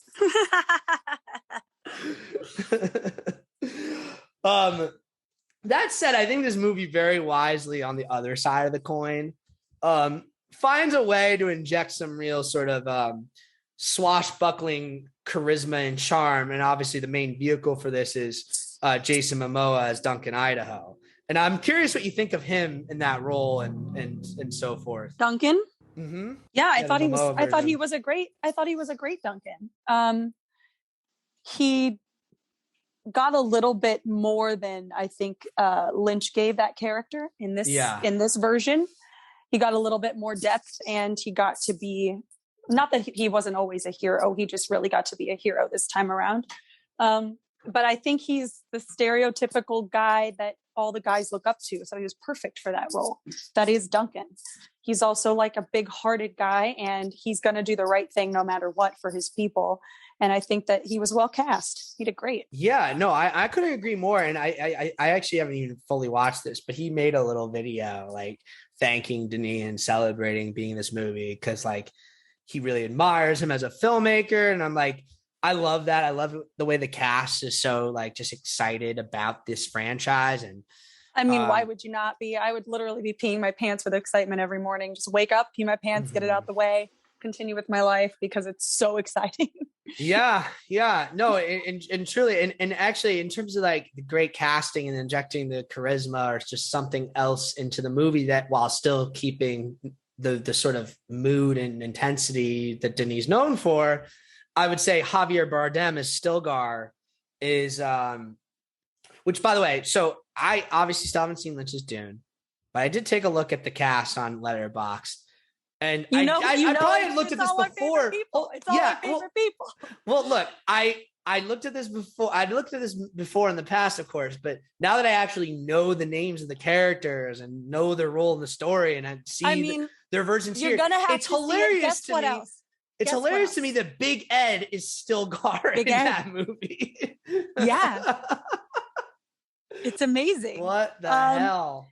What I don't the know if you hell? noticed In David this. Lynch's words. I don't know if you noticed this, but in David Lynch's Dune, the music is by Toto. I was gonna ask you about Toto.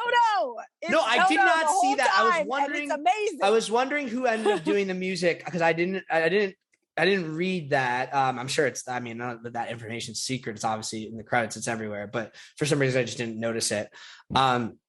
So I was going to ask you about that. So I'll ask you a little bit further about your thoughts on that music coming up. But because we're going to do a whole Q&A. I did like what they did. Yeah. I did like it. Yeah, but we'll talk about it in a little bit. But I will just say, no, it was Stilgar. I want to focus on Javier Bardem's version because obviously he's not in the movie very much. I assume it'll be a much bigger part of part 2, but I loved his performance in the first scene you see him in when he comes to the palace and does the spitting. That was just great. Like just the whole and the interplay with him and Momoa. It's like, yes, we accept the gift of your moisture. and Oscar Isaac's just like the way Brolin like flips out immediately. He's like, I'm gonna fucking slit your throat. Like it's a great scene. It's a great scene that like again has some levity to it without like going full like Marvel now we're cracking jokes. Like the film never does that, which I think is like even when Momoa has this little zinger about Chalamet's muscles, it never feels like that. It feels just real, you know. Right, like a brotherly comment you would make either way. Yeah. You know, no one's watching. Totally. It's not for laughs. It's something you would just say. And obviously, the way Bardem plays the climax of the film is also great. But I think really, what both those characters bring to mind, and then Brolin is, of course, the combat in this movie, which I really, really dug the way they did that with the shields and the hand-to-hand combat and like. You know, they looked at a lot of like references from like Eskrima and like Filipino like stick fighting martial arts, almost more than swords, seemingly. I think they wanted to vary up the style. So like I guess the Atreides style is more like that, which is why you see Paul do the dual wielding dagger stuff. And then by contrast, the Sardaukar have a much more samurai like style with the long strokes and slashes and stabs, right? And then the Harkonnen, you don't really see a lot of it, but it's kind of just like that brutality style that you might expect. Maybe like a little bit of a medieval short sword style. But yeah, it's interesting. As a martial artist, what do you think of the fighting? Oh, I thought it was fantastic. Especially Timothée Chalamet's character's approach does seem a little bit more of a defensive style of fighting, which I actually really thought made sense because you don't waste energy when you're in a defensive style of fighting. You're not throwing a punch and missing, and you waste all that energy, all those calories, all that power for nothing. You avoid putting your whole body weight, and you're using your opponent's body weight against them, which is something. No, he has that great moment where he kind of does, which like is the only way he would have. Yeah, it's the only way that somebody his size could compete against somebody of that other actor's size is if he's using the other actor's weight against him. So I like that they picked basically a realistic style for a smaller fighter versus a bigger fighter. Yeah, I couldn't tell if Chalamet was joking, but part of when he mentioned the potential of a time skip, it was in the context of him being like, yeah, I don't know, I might try to like work out and actually gain some muscle for the next one. Which is just hilarious, the thought of it. We'll see. I think he's getting to a point now he's like 25. He's probably like, I don't really want people to like typecast me as a 13-year-old anymore. So maybe I should try to like bulk up a little bit so I'm less like obviously childlike. I don't know. Who knows what his thinking is there. He might just be totally joking and incapable of that. But speaking of that final fight, let's talk about the ending of this movie, the ending of the part 1 here. Now, I know some people have reacted poorly to this cutoff point, or just even the idea of it being a cutoff point was just like ironic because like, what's the alternative? Like, it really would be an unnecessary readaptation if you're just going to try to put it all in one film like the previous adaptation did. So this is a much deeper dive. Yeah, and like I get having not even caught up to that part in the book just yet. I do notice structurally it seems to be like towards the beginning to middle of book 2 of just the original Dune novel, because the original Dune novel is Did they actually talk divided about- between 3 parts. In the book, do they talk about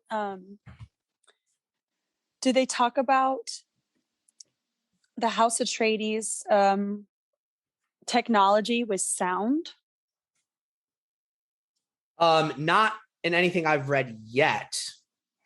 So that might be something that might be related to later, in which case we shouldn't say anything. It should be in the beginning. It should be in the beginning. So they might not be using it, or it might not be in the book. It might be something Lynch came up with. It could be, but like if it's not in the book, there are definitely some things. Beginning. There are definitely some things that are in the beginning of the book that I've read that are not directly in this film. These aren't like plot things. They're more like sort of concepts that are not explained yet in the film.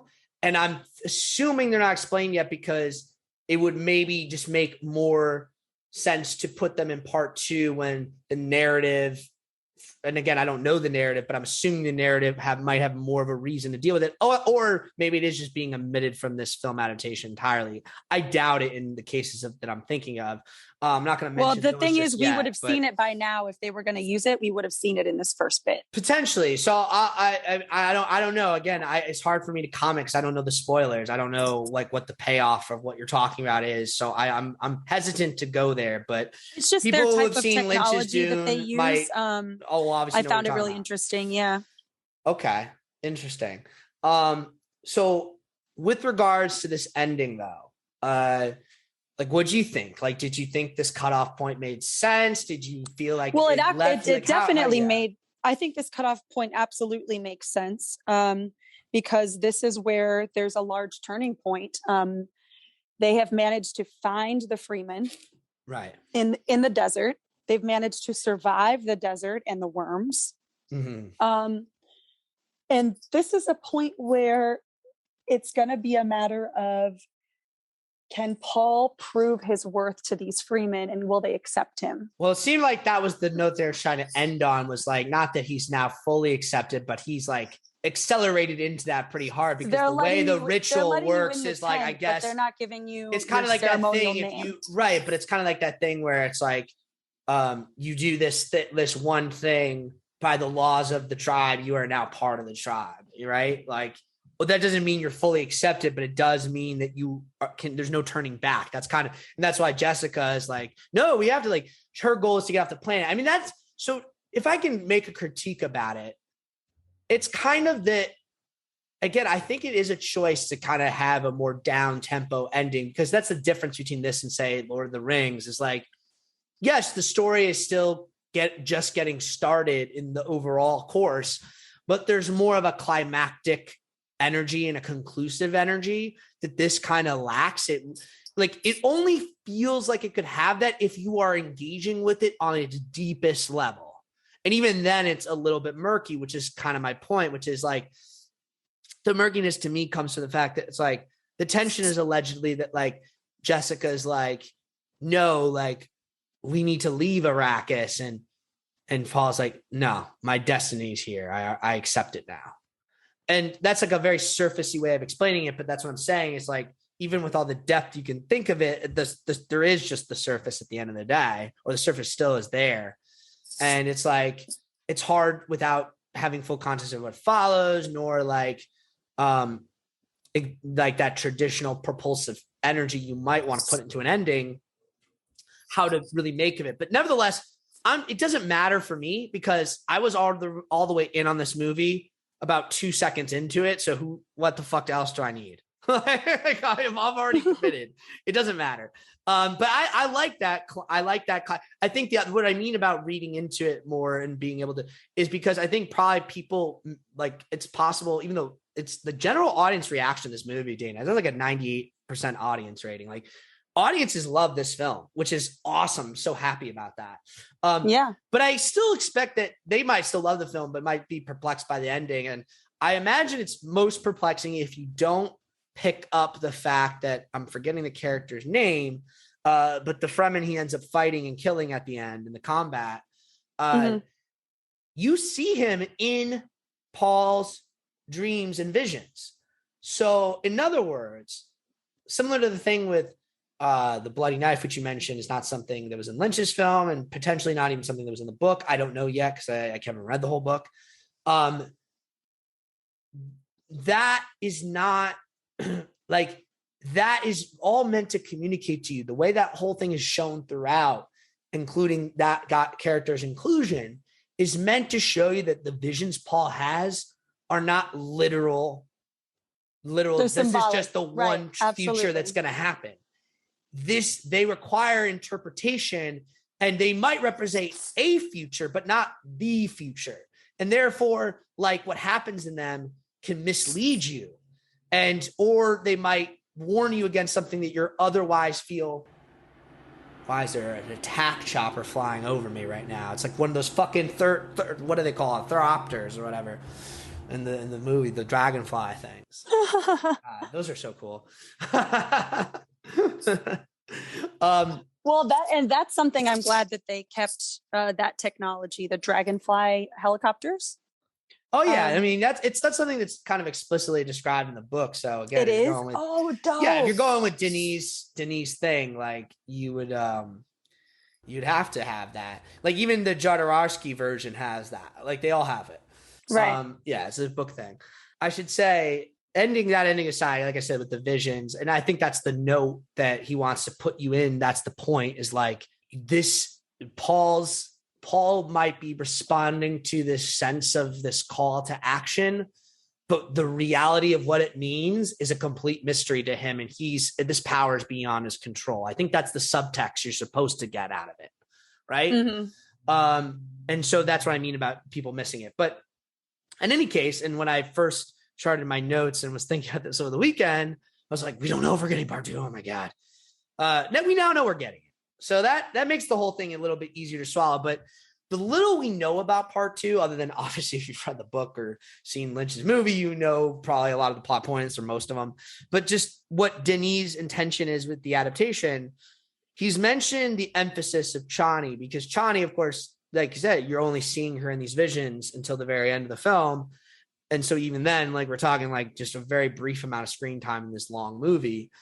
But you know, even if you don't know where the story's going, it's pretty obvious by all what she's in and the marketing that Chani is a very important character. And so what Denis talked about is that in part 2, a lot more of the storytelling is going to be explicitly from Chani's point of view. And Chani is going to be functionally, like, he's clarified, because I think people first read what he said as like he's saying Chani will be the main character as opposed to Paul in part 2, but he's clarified what he means is, this is good to hear, because like I was like, oh, I get on board with that idea conceptually. I'm also like, feels like you're gonna have a hard time following through on the story of Paul as you've set it up if Paul's only going to be observed from the outside point of view from here on out.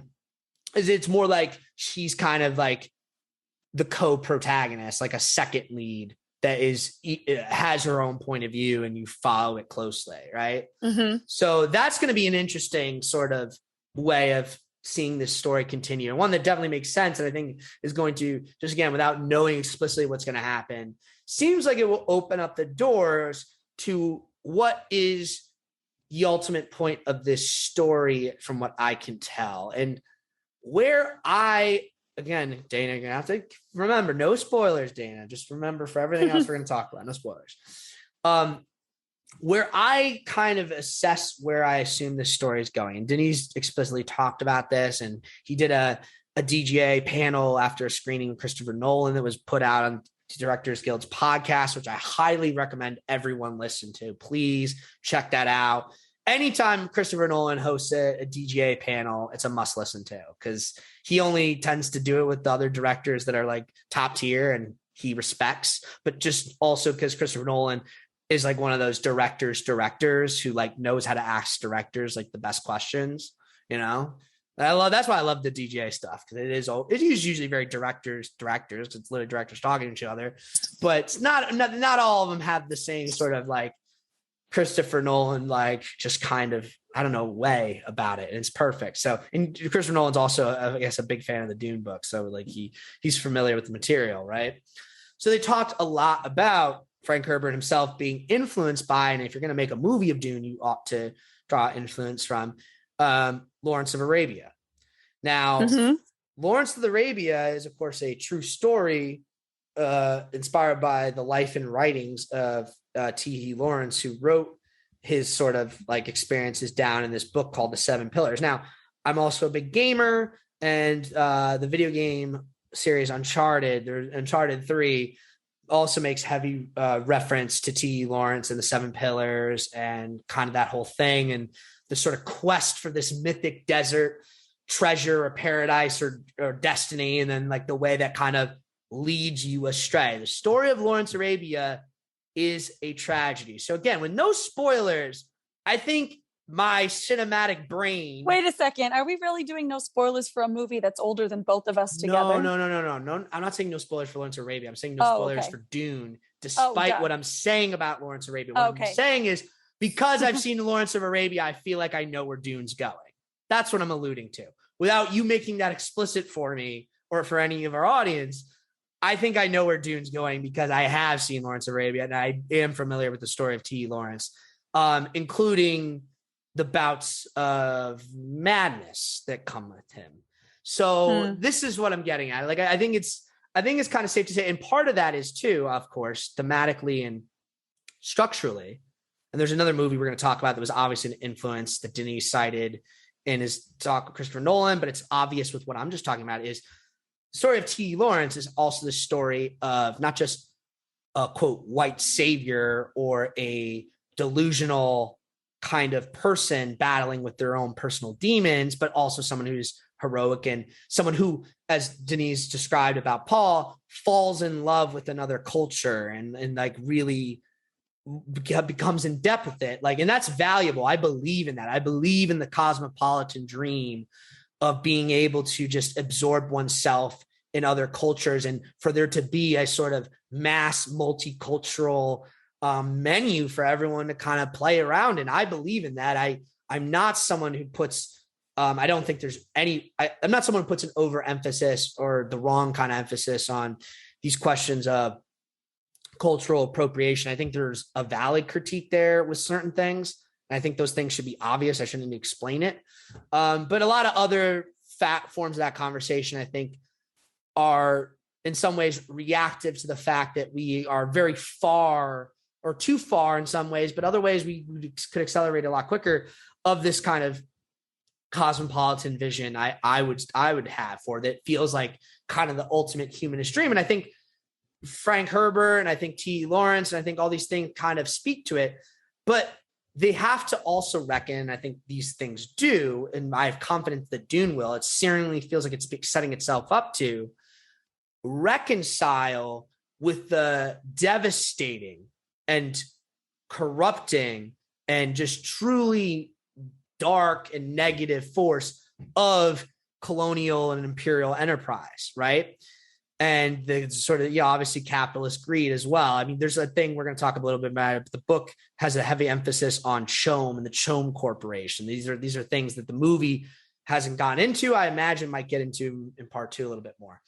But I really, really am looking forward to seeing that. And I respect that. And if you're going to cite Lawrence of Arabia, I know you're on the right board. But then if you go a step further, which I'm saying they did when Christopher Nolan and Denis talked about this, and it's not surprising if you've seen the film, another huge reference point for Dune is, I'm just saying the movie because the film I'm about to mention came out after Frank Herbert's book, whereas Lawrence of Arabia was kind of contemporary to it, and that makes sense. Apocalypse Now, Francis Ford Coppola's 1979 film Apocalypse Now.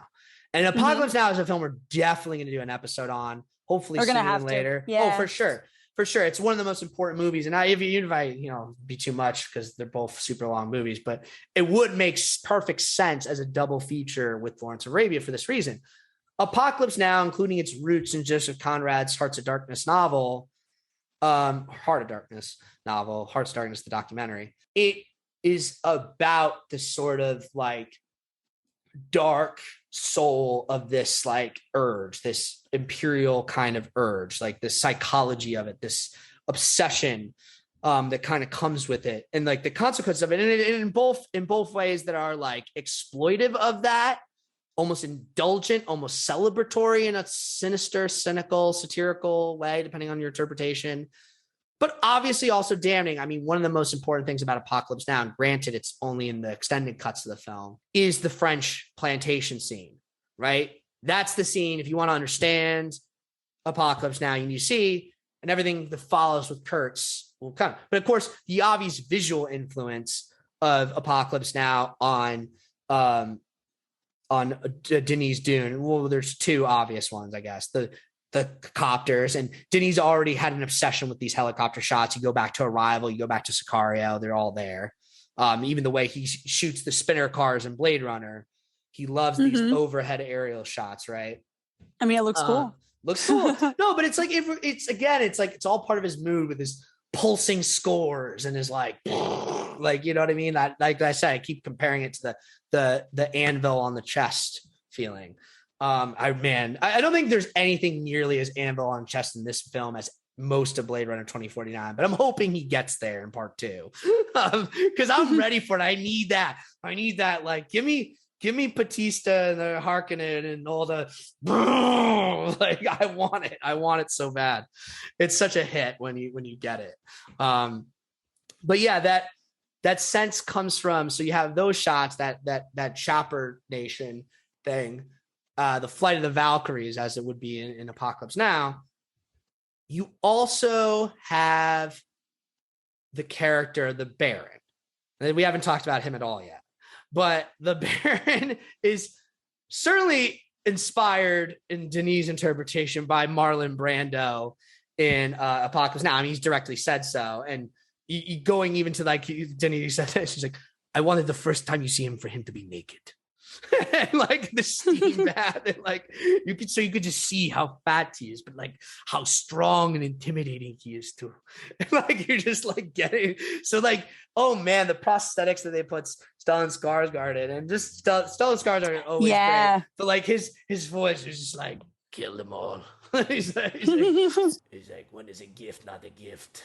He's grotesque in a way that's, you know, palatable. I think once you see the grotesqueness of Lynch's version, you'll call him pretty. Well, I'll just say this. Yeah, I think I've seen a screenshot, but I'll just say this. Like, and again, not trying to fully judge the comparison without having actually watched the whole film in context, but I definitely think I prefer the Denis take, not just because it reminds me of Brando, but there's this thing where he talked about it, and this is more of a comparison to the concept art you can see in Jodorowsky's Dune.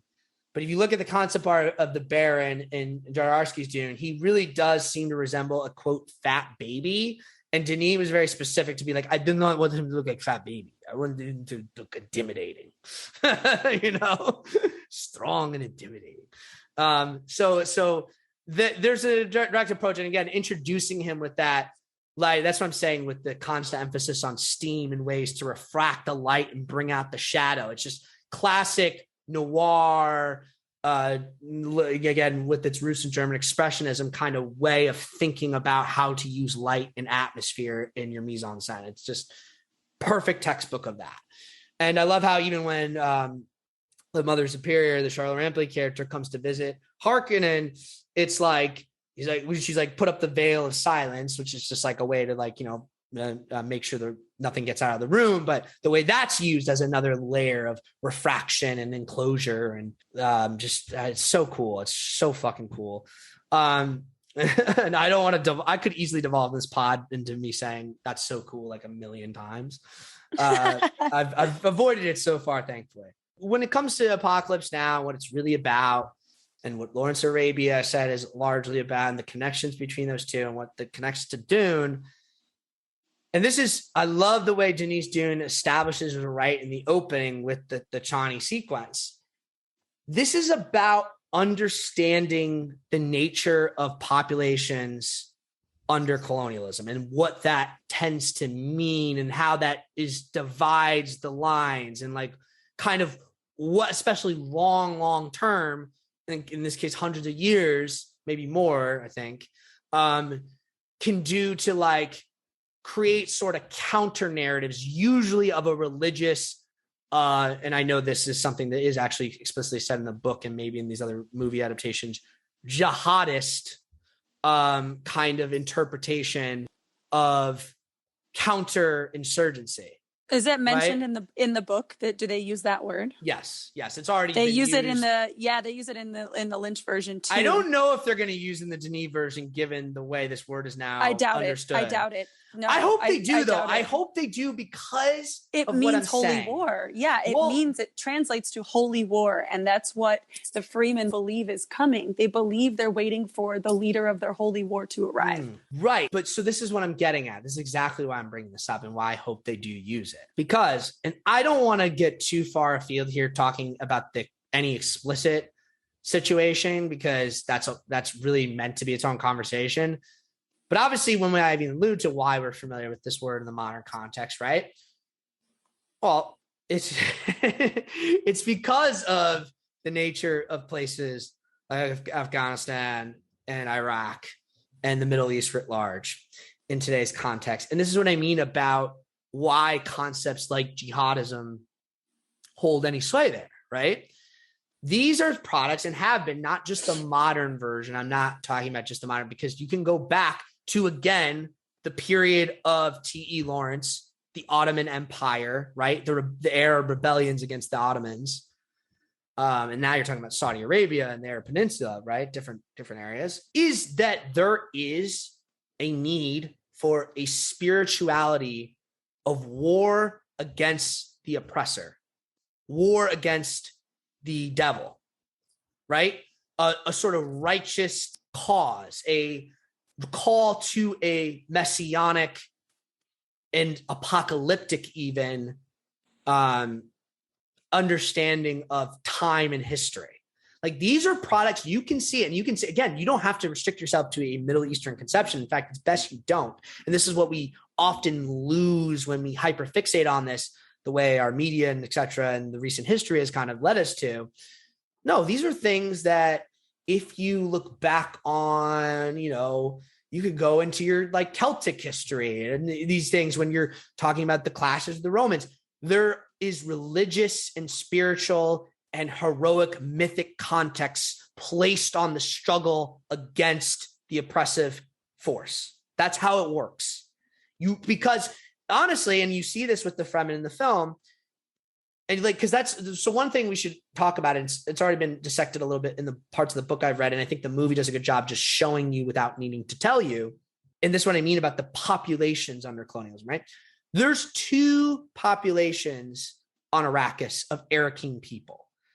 There's the city-dwelling Arrakeen, essentially the people who have complied, or the ancestors of those who have been compliant with the rule of the Imperium, basically, whether it's the Harkonnens or the Atreides now, right? Then there's the Fremen, who live in the fringes and are essentially the long-standing, untamed forces, the people that have not complied and who are the descendants of those who have not complied with the rule, right? That's the two populations. And there is spiritual overlap between these two populations. You get the impression right away to the way the Arrakeen of the city react to the Atreides and Paul specifically, with this idea that immediately, right, they're bringing up the Lisan al-Ghalib. They're bringing up this idea of the messianic figure coming. They've been prepped for this. They see it too. And like, there's that great scene that's weirdly tense. And I like the way, again, it's not as explicit as all is in the book with the quote palace intrigue, but you do get the scenes with Mapes. You do get the scene with the guy who's watering the trees outside. And there's that discussion of, no, well, we wouldn't, the palms are taking up so much water. And he's like, well, then we should get rid of them. I'm not some vain Each palm king. is the water of 5 men. But he's like, no, we can't, because these palms have spiritual significance. There's, and that's obviously a low stakes scene ultimately, but this is the idea that like Paul and everyone here needs to take some of their assumptions and put them aside. They need to understand the culture that they're dealing with and understand all the things that come with it. And these things come from, again, historical places. I don't necessarily think, of course, any culture might be like, oh, these trees are sacred. But I think there's something to be said about the idea that the trees might be sacred to these people who are living under such dire constraints. And these are the city-dwelling Arrakeen, meaning the people who have been complicit. So you could see is like, who are these imperial planters hundreds or thousands of years ago that put these trees here? Well, because we've gone along with the rule, we now have adopted the sensibility that we are stewards of it in some way, that our complicity has a spiritual purpose. In the same way, the Fremen have the opposite point of view.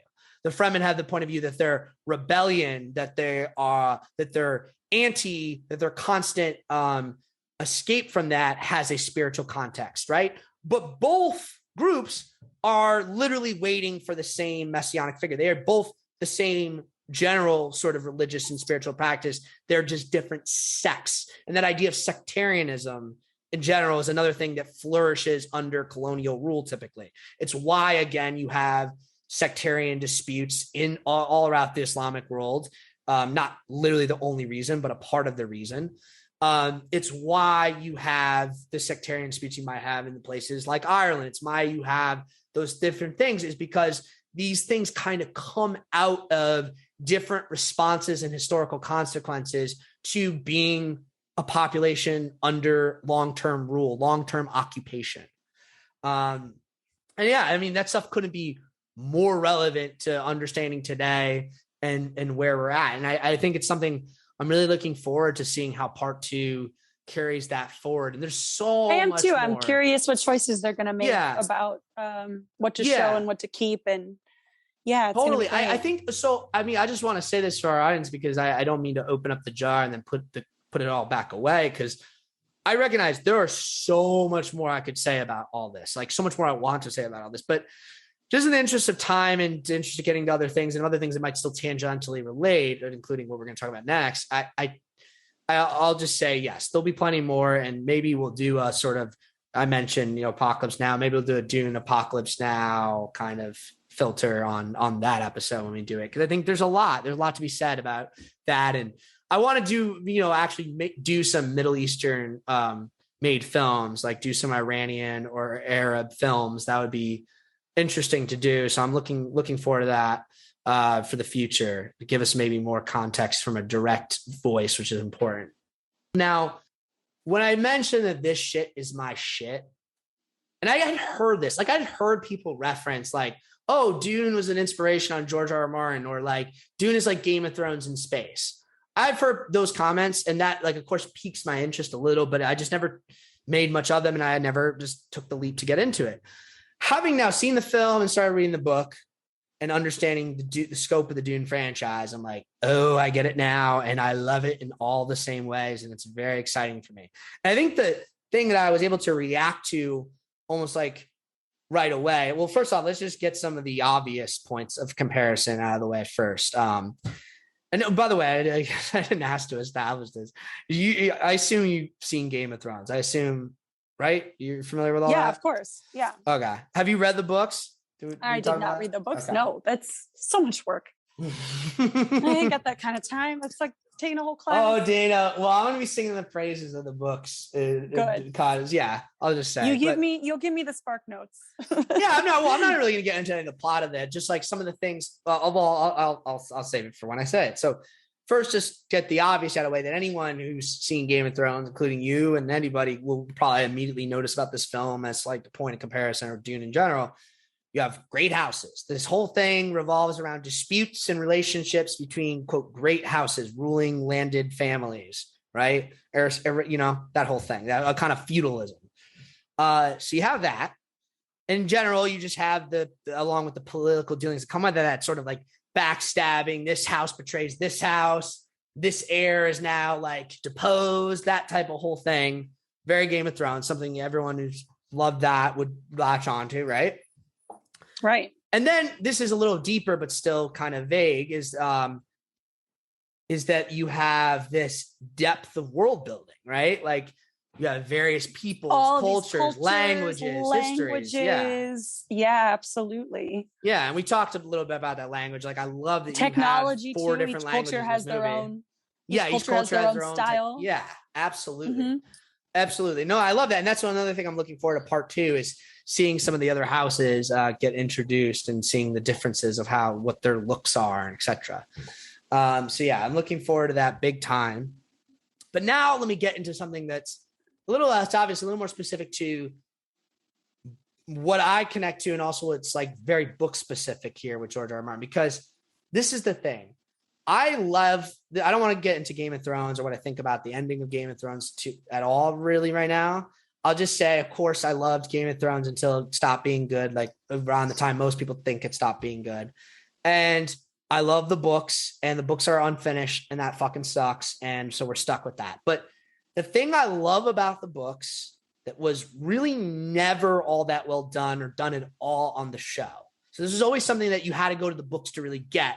And a lot of what made the show compelling sometimes when it was still going and there's still a sense of what could come was like, how will the show do this or make up for the fact that the books haven't finished carrying through on this? And what I'm talking about is the emphasis George R. R. Martin in the books has on prophecy and the long arm of history. Like this idea of like, you know, events set in motion thousands of years ago or hundreds of years ago are being paid off now. And you can't understand the nature of what's going on now without having some sense or even a deep sense of all that history and all that came in. And that's what I like about that.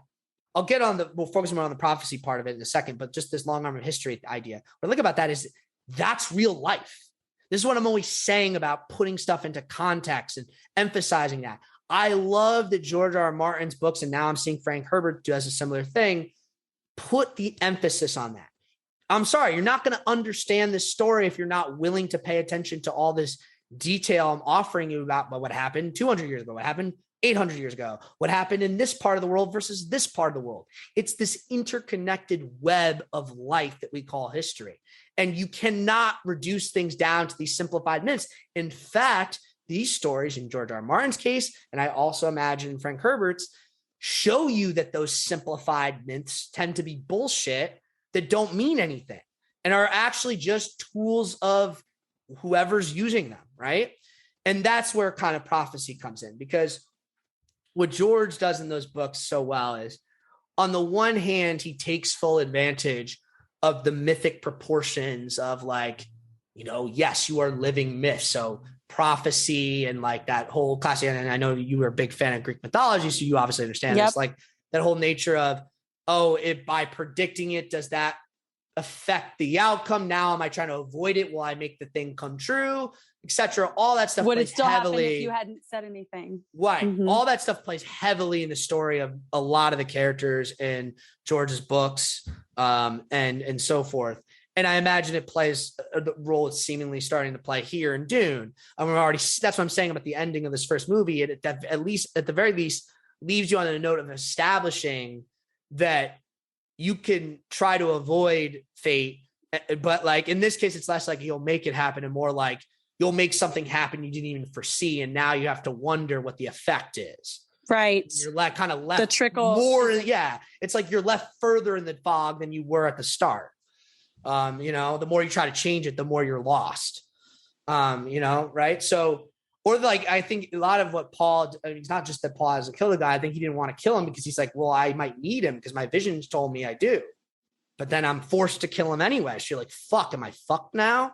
It's like, you're right. So there's that whole thing. So George's books really tend to deal with that in a way that I find very compelling, but it also is there to instruct you exactly what I was saying before about this idea that prophecy is a tool. And when you talk about the long arm of history, this is another thing that I just love that George R. R. Martin book. And when I see the Bene Gesserit, I'm like, oh, he either got a lot of this idea from that, or it's just vibing with a similar sort of idea, which is like these ideas of these operators in the shadows who explicitly use the long arm of history and use prophecy in conjunction with each other to kind of play this long game that, like, again, is another reason for you to really pay attention, as I've been saying, to the history, because what happened to Aegon Targaryen II is might be incredibly relevant for what's happening right now to Daenerys, because certain things are put in motion that you might have to be like, wait, was that the actions of a spy? Was that this? What happened to those people? What were their intentions? Why does the Blackfire Rebellion matter so much? Where's the sword that's missing? Like all these questions that are still fucking unanswered in these books that aren't coming out ever. But I love that because it's like, hey, man, sometimes things are lost to history and we don't know until it's too late. I don't know. But I love this. So the Bene Gesserit, and this is, again, I'm very early into the books, so I don't know a lot.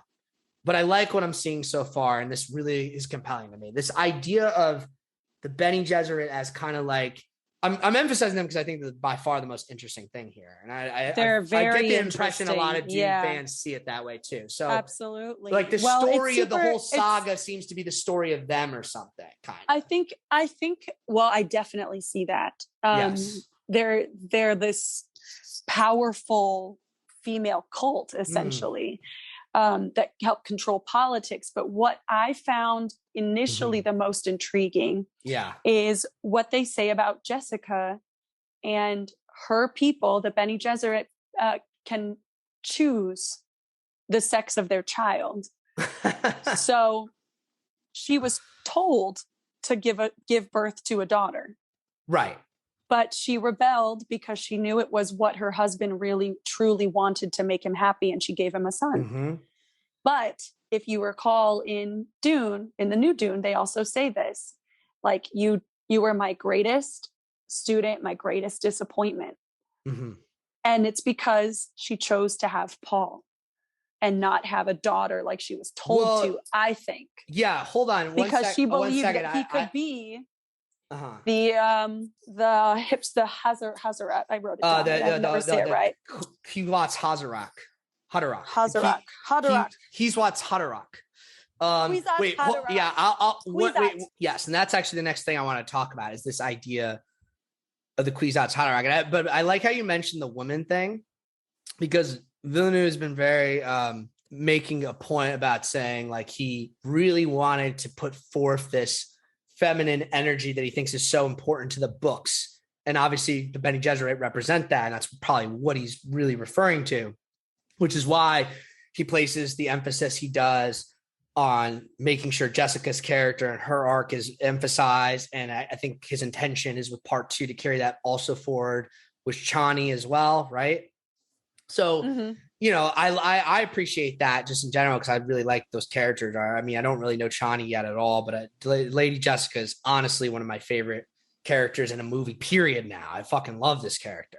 Yeah, she's amazing. Yeah, and then so having read the book now, just the first 115 pages, I've gotten a lot of insight into that character in terms of what you were just referring to, because it's already pretty explicit. I'm sure there's other wrinkles and twists, but from what I understand, it's like she was explicitly instructed not only to have a daughter, but the intention was, and they kind of mentioned this in the movie, the daughter was then to be married to House Harkonnen. For a political, yes. Right. Political and marriage. that would have made peace between the two houses. So she not only fucked up potentially trying to bring about the Kwisatz Haderach a generation too early, because that was the other thing. The thought was that child would be the one, right? Bringing it about a generation too early, but also fucking up the political alliance. So obviously everything that comes from the whole story seems to be a consequence of her making this decision, which is crazy to think about. But the other thing to keep in mind too is everything the Bene Gesserit are trying to do is a scheme. They are using prophecy, using religion as their tools. And the only way that tool works is through the long arm of history. And this is what I mean about the feminine energy. It's not just that the Bene Gesserit are women. Frank Herbert clearly has a lot of insight into femininity, I think. That might be an overstatement, having not read all the books and everything, but I think on a very base level, to me, the idea of the Bene Gesserit shows it, or at least he has a firm anthropological understanding of the role women and women leaders have played traditionally in society, right? Right. There are a lot of ancient tribes that were matriarchal, of course. Right. So what are the key differences, broadly speaking, between female leaders and female-led societies versus male-led? And I think a lot of what we can deduce about, quote, civilization and modern human history, or just human history writ large, because most of what I'm talking about would pertain to prehistory in a lot of cultures, or certainly the dominant cultures, the, quote, Western civilization, all these things, all this defense of, quote, patriarchy, oh man, it really comes to show you the problem with it by contrast. Because what people understand when you look at anthropologically female leaders and female-led societies is the nature of motherhood and nurturing and bearing children and that sort of generational relationship. And what that affects the view and use and utility of power is very fundamentally different at a structural level. And the fundamental difference comes down to a sort of emotional personality thing, which is something that the patriarchy is almost self-aware of and tries to wield as a negative, which is hilarious to me. This idea that women want to take their time, that they're not like impulsive. I'm obviously women are impulsive. You get what I'm saying. I'm talking in the writ large kind of broad stroke kind of sense, not like on individual personalities. For anyone gets like super dummy pilled and tries to like retort with me about this. It's the idea of like patience. It's the idea of long-term strategy as opposed to short-term gain. And you can see how, you know, you could say, I don't know, well, obviously patriarchy precedes capitalism, but like you can see how one affects the other in the sense of urgency and short-term gains over long-term consequences, right? When we talk about things like climate change, that's pretty self-apparent, right? And that's another thing that Frank Herbert was pretty concerned about. Arrakeen, a planet with no water. Oh boy. A drop of rain and that's never sun fallen. just burns you all day. Yeah. So this idea of the Bene Gesserit and being in, because obviously the Bene Gesserit are very duplicitous, there's a negative context to it too. And that you could say that plays into some negative female stereotypes and certainly the archetype of the witch or the crone or these different things, right, have traditionally been that, right? But I'm saying there's like a lot of mythological archetypes, the sort of negative, even if that's the more dominant association, is just a flip side of a positive that maybe precedes it and maybe has more of an actual history, right?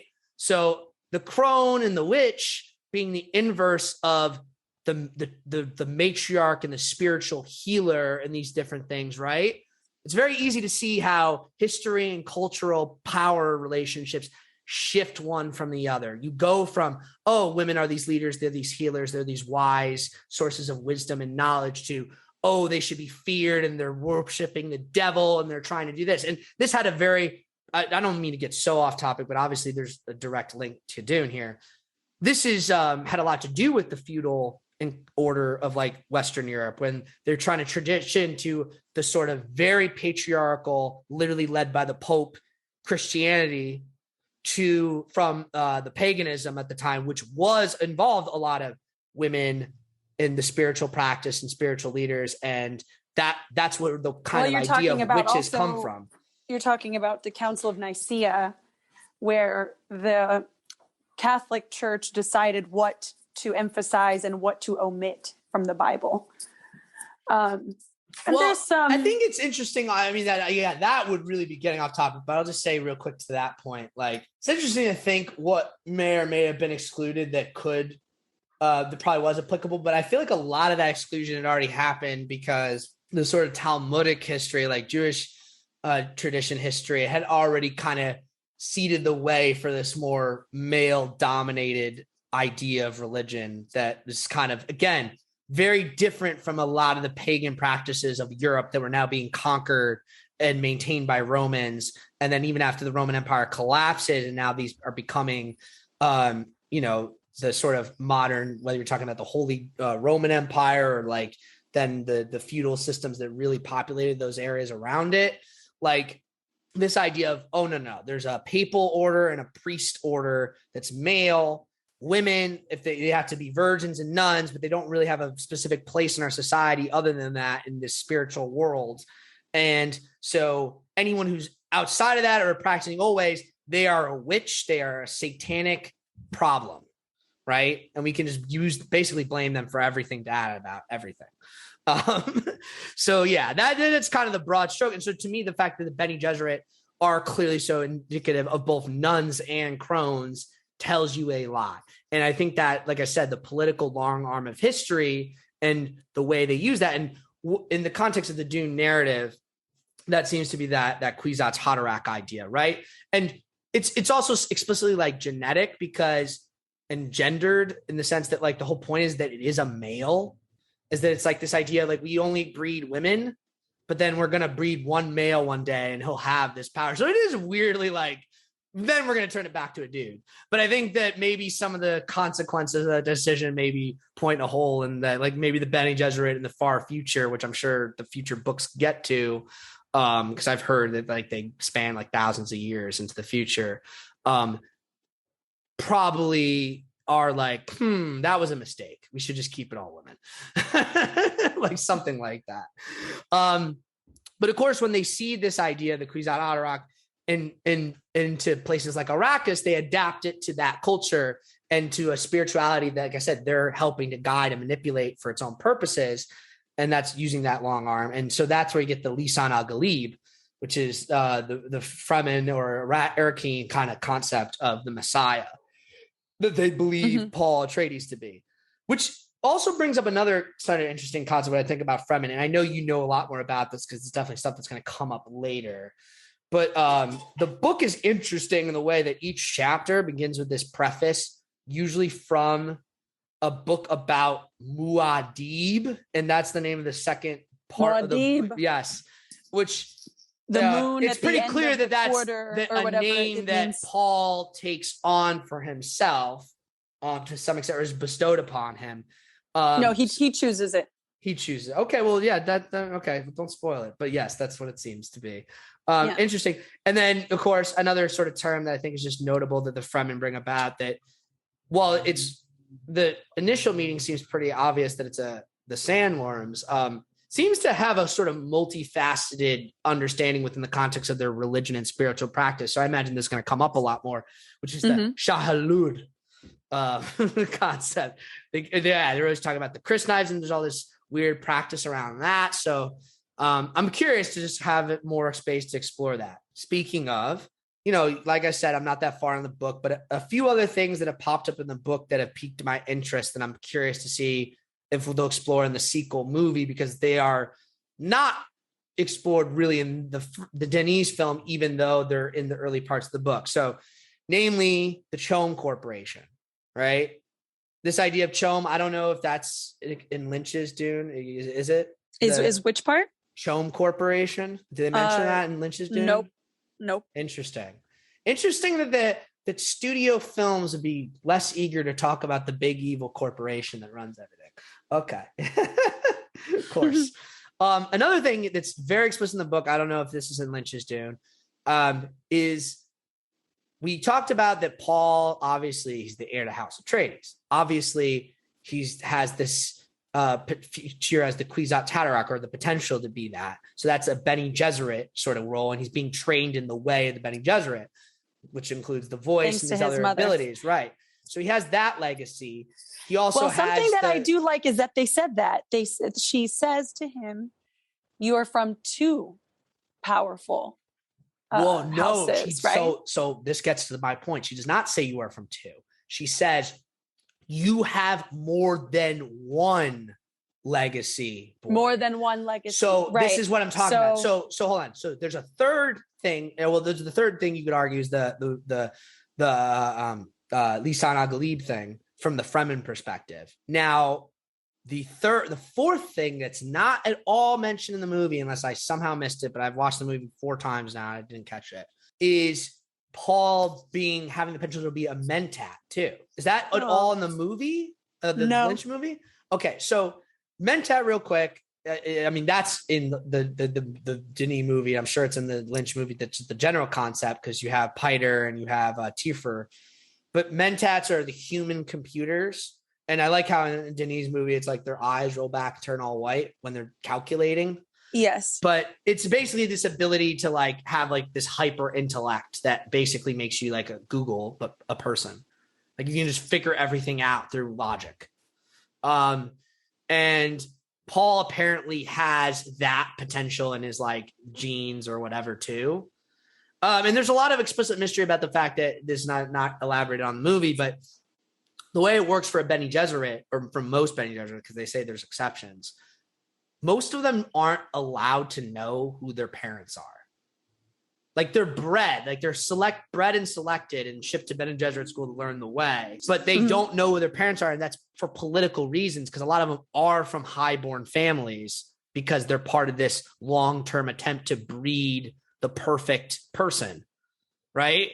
So they've been trying to breed that person into these families for generations. So they're constantly pulling people in and out of the families and bringing them into the Bene Gesserit. Only daughters, though, right? Because that's an all-female order. But they're leaving their genes in the males and then coming back to it. And there's like this weird implication that there's like, there's incest involved. They don't want to make that public. So they're like, yeah, we don't want to say you're marrying your brother or your cousin. So we just don't tell you, which is fucked up. But of course, it's what you expect. And another sort of George R. R. Martin-esque thing. And by the way, little sub note, don't say anything if there's anything in Lynch's movie or anything from the book that gets into this.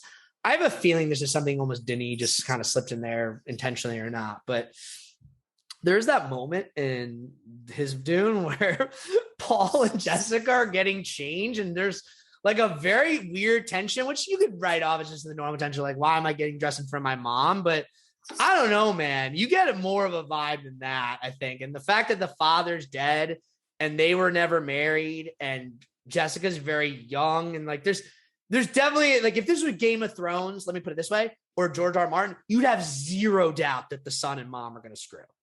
So I don't know if Herbert's like George R. R. Martin in that way, or I don't know if Denis thinks he should be, but yeah, there's a vibe there. Maybe that's all it'll ever be, but it's interesting. I don't know. I'm given what he's saying about the Bene Gesserit. Does the book say anything about that? I don't know, and don't spoil it. But what I'm saying is the book is explicit that part of Bene Gesserit practice is incest. They just don't tell you. But I'm saying, like, I don't know. Don't spoil this. Like, there's the whole thing about her, Jessica's next child. And I'm kind of like, right. So the implication, it's another child by Leto. But he told her that she's pregnant. Yeah. But so it's implied that she's already pregnant. He says you're pregnant, and she says, how could you know that? I've only known a few weeks. Right. No, when they're sitting in the, I know, Dana, but I'm saying I don't want you to spoil anything. So that's why I'm trying to make sure you don't say no, she said it in Dune. No, I know she said it, but I'm saying I don't know if I trust everything. It might be a red herring is what I'm getting at. Because where I'm going with this is this sense that if there's intentionality in what I'm talking about, and intentionality in the part that they're mentioning in the book, I could kind of see it getting to a place where it's like Paul is the father of another child that's the actual child that's important. This other child doesn't maybe make it to birth, or I don't know. So just don't say anything about that. But that would be a very George R. R. Martin thing to do. And I don't know if that's a Frank Herbert thing to do, I guess is the question, or a Denis Villeneuve thing to do. Anyway, I'll leave that there. Another thing that's big in the books, even right away, and it's explained a little more right away, and I imagine it factors in the Lynch movie somewhere. And it's in this movie very briefly, but just not too much. And I imagine we'll see more in part 2, is the Spacing Guild. I don't know if you have anything to say about Lynch's version of that. Of the guild? The Spacing Guild, yeah, the guild. I mean, the only thing I have to say is like visually how they changed the characters, but that's not, I mean, that's kind of, well, there's a thing. So here's what the book explains already. So what we see, and they're very explicit about this in the movie, these are representatives of the Spacing Guild. They look like the popes with the space helmets on, which is a dope look. I love that. Like popes with space helmets on. Again, I love the way this Denis Dune like uses all these different pieces from our human history and culture and like mixes them together and adds little sci-fi twists like the space helmets on the popes or cardinals, right? So I like the idea that the Spacing Guild, it gives the sense that the Spacing Guild, like the Bene Gesserit, is a kind of pseudo-religious group, which again fits with what I've read in the book so far. They are kind of that. And part of it is that those are just representatives. So those guys are human, but the actual navigators of the Spacing Guild, the real members, are these like mutated freaks or something. Well, I think and maybe you've read more into it than I have, but I think that since spice can actually prolong your life, I think they mentioned that, use the spice to prolong their life, but it probably makes you diseased or sick in some other way. Yeah, it makes you live longer, like it's but a combination of spice and the actual training they do, which I guess is a lot of things. And so it turns them into these like more alien than human creatures, essentially, is what I gather. And so Paul like literally talks to Leto about it directly in the book so far. So I haven't actually been introduced to characters in Navigator, but they've just explained that. So yeah, that's an interesting thing. Another thing, and I know this is a big thing in Lynch's movies, so I'll give you more space to talk about it coming up in a moment. But it's interesting to me because he's introduced in the book. He's introduced in a scene, the first scene on Harkonnen and Getty Prime Planet that is in the book and is in the movie, but he's notably absent, is the character of Fade. I don't know what's going on there, but it seems like they want to save Fade for part 2 for whatever reason. And I don't know, not much has happened with him in the book other than this initial scene introducing him. So I don't really know where his character goes, but that's the character that I know is played by Sting in the Lynch Dune movie. And there's an interesting person who I'm about to mention was gonna play him in Jodorowsky's Dune. Before I move on to Jodorowsky's Dune, which is something I want to just run through quickly, it's interesting to know, like, there are, as we kind of alluded to, several books after the initial Dune book in the Frank Herbert canon. I think you said 3 of them, right? No, there's 3 more that I've heard fans explain that there's the 3 after the original Dune are like kind of like this core story, but technically it was supposed to be a 6-book series, and Frank Herbert did write 2 more books, but like they were kind of, or at least the last one was sort of like considered somewhat incomplete. I don't know. I've read mixed things about that. And until I actually read the books, I don't want to like try to overstate it. But basically the books subsequently in order are Dune Messiah, The Children of Dune, God Emperor of Dune, Heretics of Dune, and Chapter House Dune is the last one. That's a weird title. Anyway, we'll see. Maybe we'll get all these books in the same sort of continuity with this movie. That would be amazing. We'll that would be pretty cool. Yeah. Yeah. It will take a long time. We'll be 40 talking about this. Anyway, which is a scary thought. Jodorowsky's Dune. So this is the Dune that never came, and I just watched the documentary on this for the first time last night. So I had some familiarity with it, but I only just found out about it. It's a very interesting documentary. It's not a good documentary in the traditional sense. I find it to be like, this is basically just this very eccentric director just like yelling in the camera for an hour and a half, talking about how awesome his movie was going to be. There's like really no real journalism or research or commentary or critique or anything. And I wish there was. Like, I wish they actually did a probing documentary into it. But like, whatever. Jodorowsky, which as I'll mention, he's a Chilean guy. He started making movies actually in Mexico, and his first film, he had an earlier film that he made, I guess illegally, because like the Mexican Directors Guild like banned movies that weren't made without guild permission. He was like, I will not ask for permission to make my art. He's like with crazy kind of lispy kind of Chilean accent guy. I can't do it quite right, but you can imagine. He's always like shouting. So he made this film. Then he made this film in 1970, which I haven't seen. I've seen parts of The Holy Mountain, which is probably his most famous work, but I've never watched the whole thing. So I know there's cinephiles out there probably hearing me say that and like, again, you fucking blasphemous heretic. How dare you? Anyway, 1970 makes this film El Topo, huge kind of like midnight movie hit. And he was in the movie again. He would act in these movies. So that's what I mean. Like his boisterous personality combined with the fact that he would act in a lot of his famous films, I think is why maybe they felt they should kind of put him in the documentary, right? And then maybe at the expense of a more well-researched, composed statement. But yeah, so I don't know if you've seen any of these movies like El Topo, but then the next film was 1973's The Holy Mountain, which is this, like I said, I've seen parts of, we studied in class. I know other people who are big fans of it who show me scenes from it, but I've never actually sat and watched the whole thing start to finish. Apologies to say. But it's kind of this really crazy psychedelic and surrealist kind of masterpiece to a lot of people. And it was very successful. Like in Europe, like in Italy and in France and in Spain, like this movie did killer at the box office in the mid 70s. Like people were like, yeah, man, this movie's it. with like French and Italian. So like, yeah, like it was just like this it was just very trendy at the time. Like, whoa, man, like take some acid and go see the Holy Mount, man. I'm doing a terrible, just like shit hippie voice. It's kind of the exact kind of reductionist cliche that I hate, but whatever. That movie notably was produced by a French producer named Michel Seydoux, who's important in the rest of this little narrative here about Jodorowsky's Dune. So after, like I said, Holy Mountain's this big success, Michel goes to Jodorowsky. He's like, make whatever you want. I'll greenlight it. And he's like, I want to make Dune. And the irony of him saying that is he literally never read the book when he said this.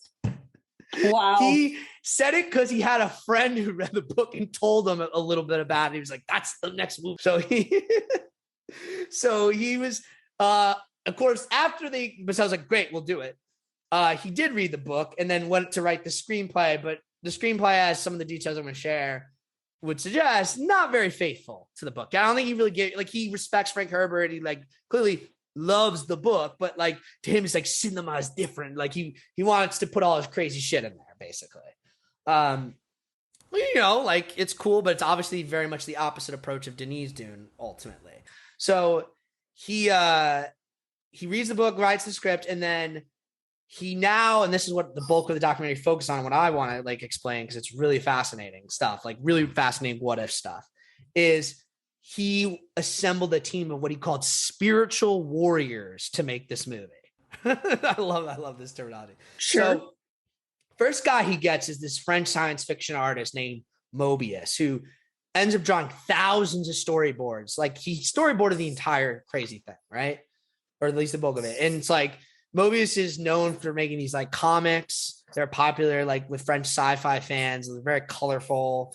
And he also did these very weirdly colorful psychedelic costume design. So when you see the concept art, you're like, this is the furthest thing away from Denis gray and white dude. This is wild. There's no still, it's just crazy shit. It doesn't make any sense. It looks imagine the most flamboyantly colorful kind of He-Man things, but just mixed with some Beatles Sgt. Pepper's, and that's what we're talking about, right? Interesting enough, and this is the first of many I'm about to mention, this artist Mobius goes on to work on what movie after this Jodorowsky Dune falls apart?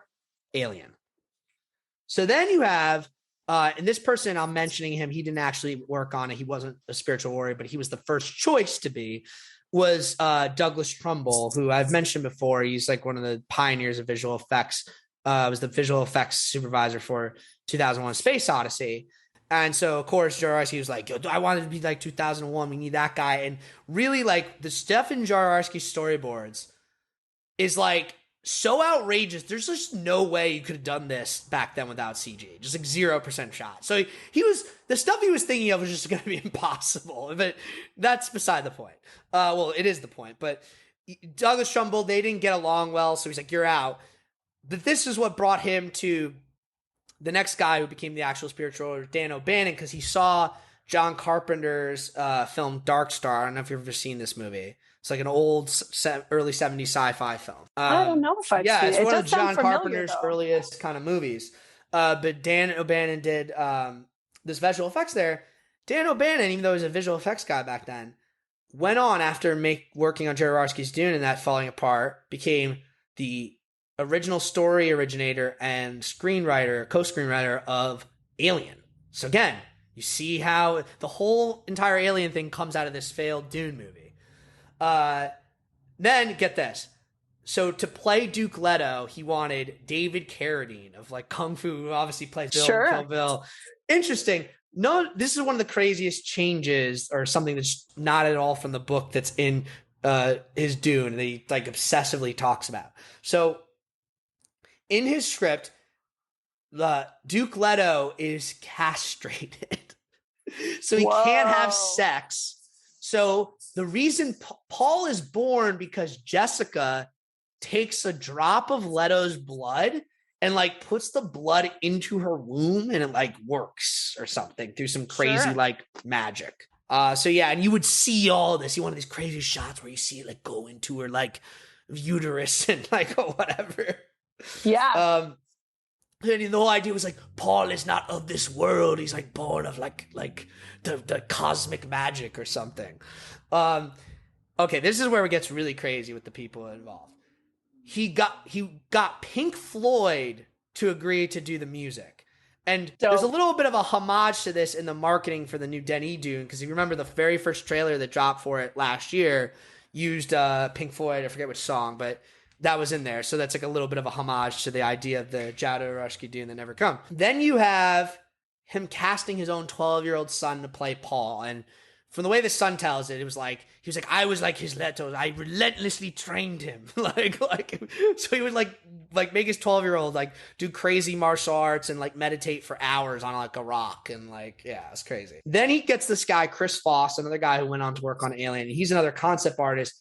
He would do like, you know, these really cool science fiction book covers. And he was the one designing a lot of these spaceships. And if you see any of the key artwork or posters for Jodorowsky's Dune, like these ships are wild. They don't look like normal spaceships. They're all like crazy colored and crazy color patterns. Like think of like weird psychedelic camouflage type shit.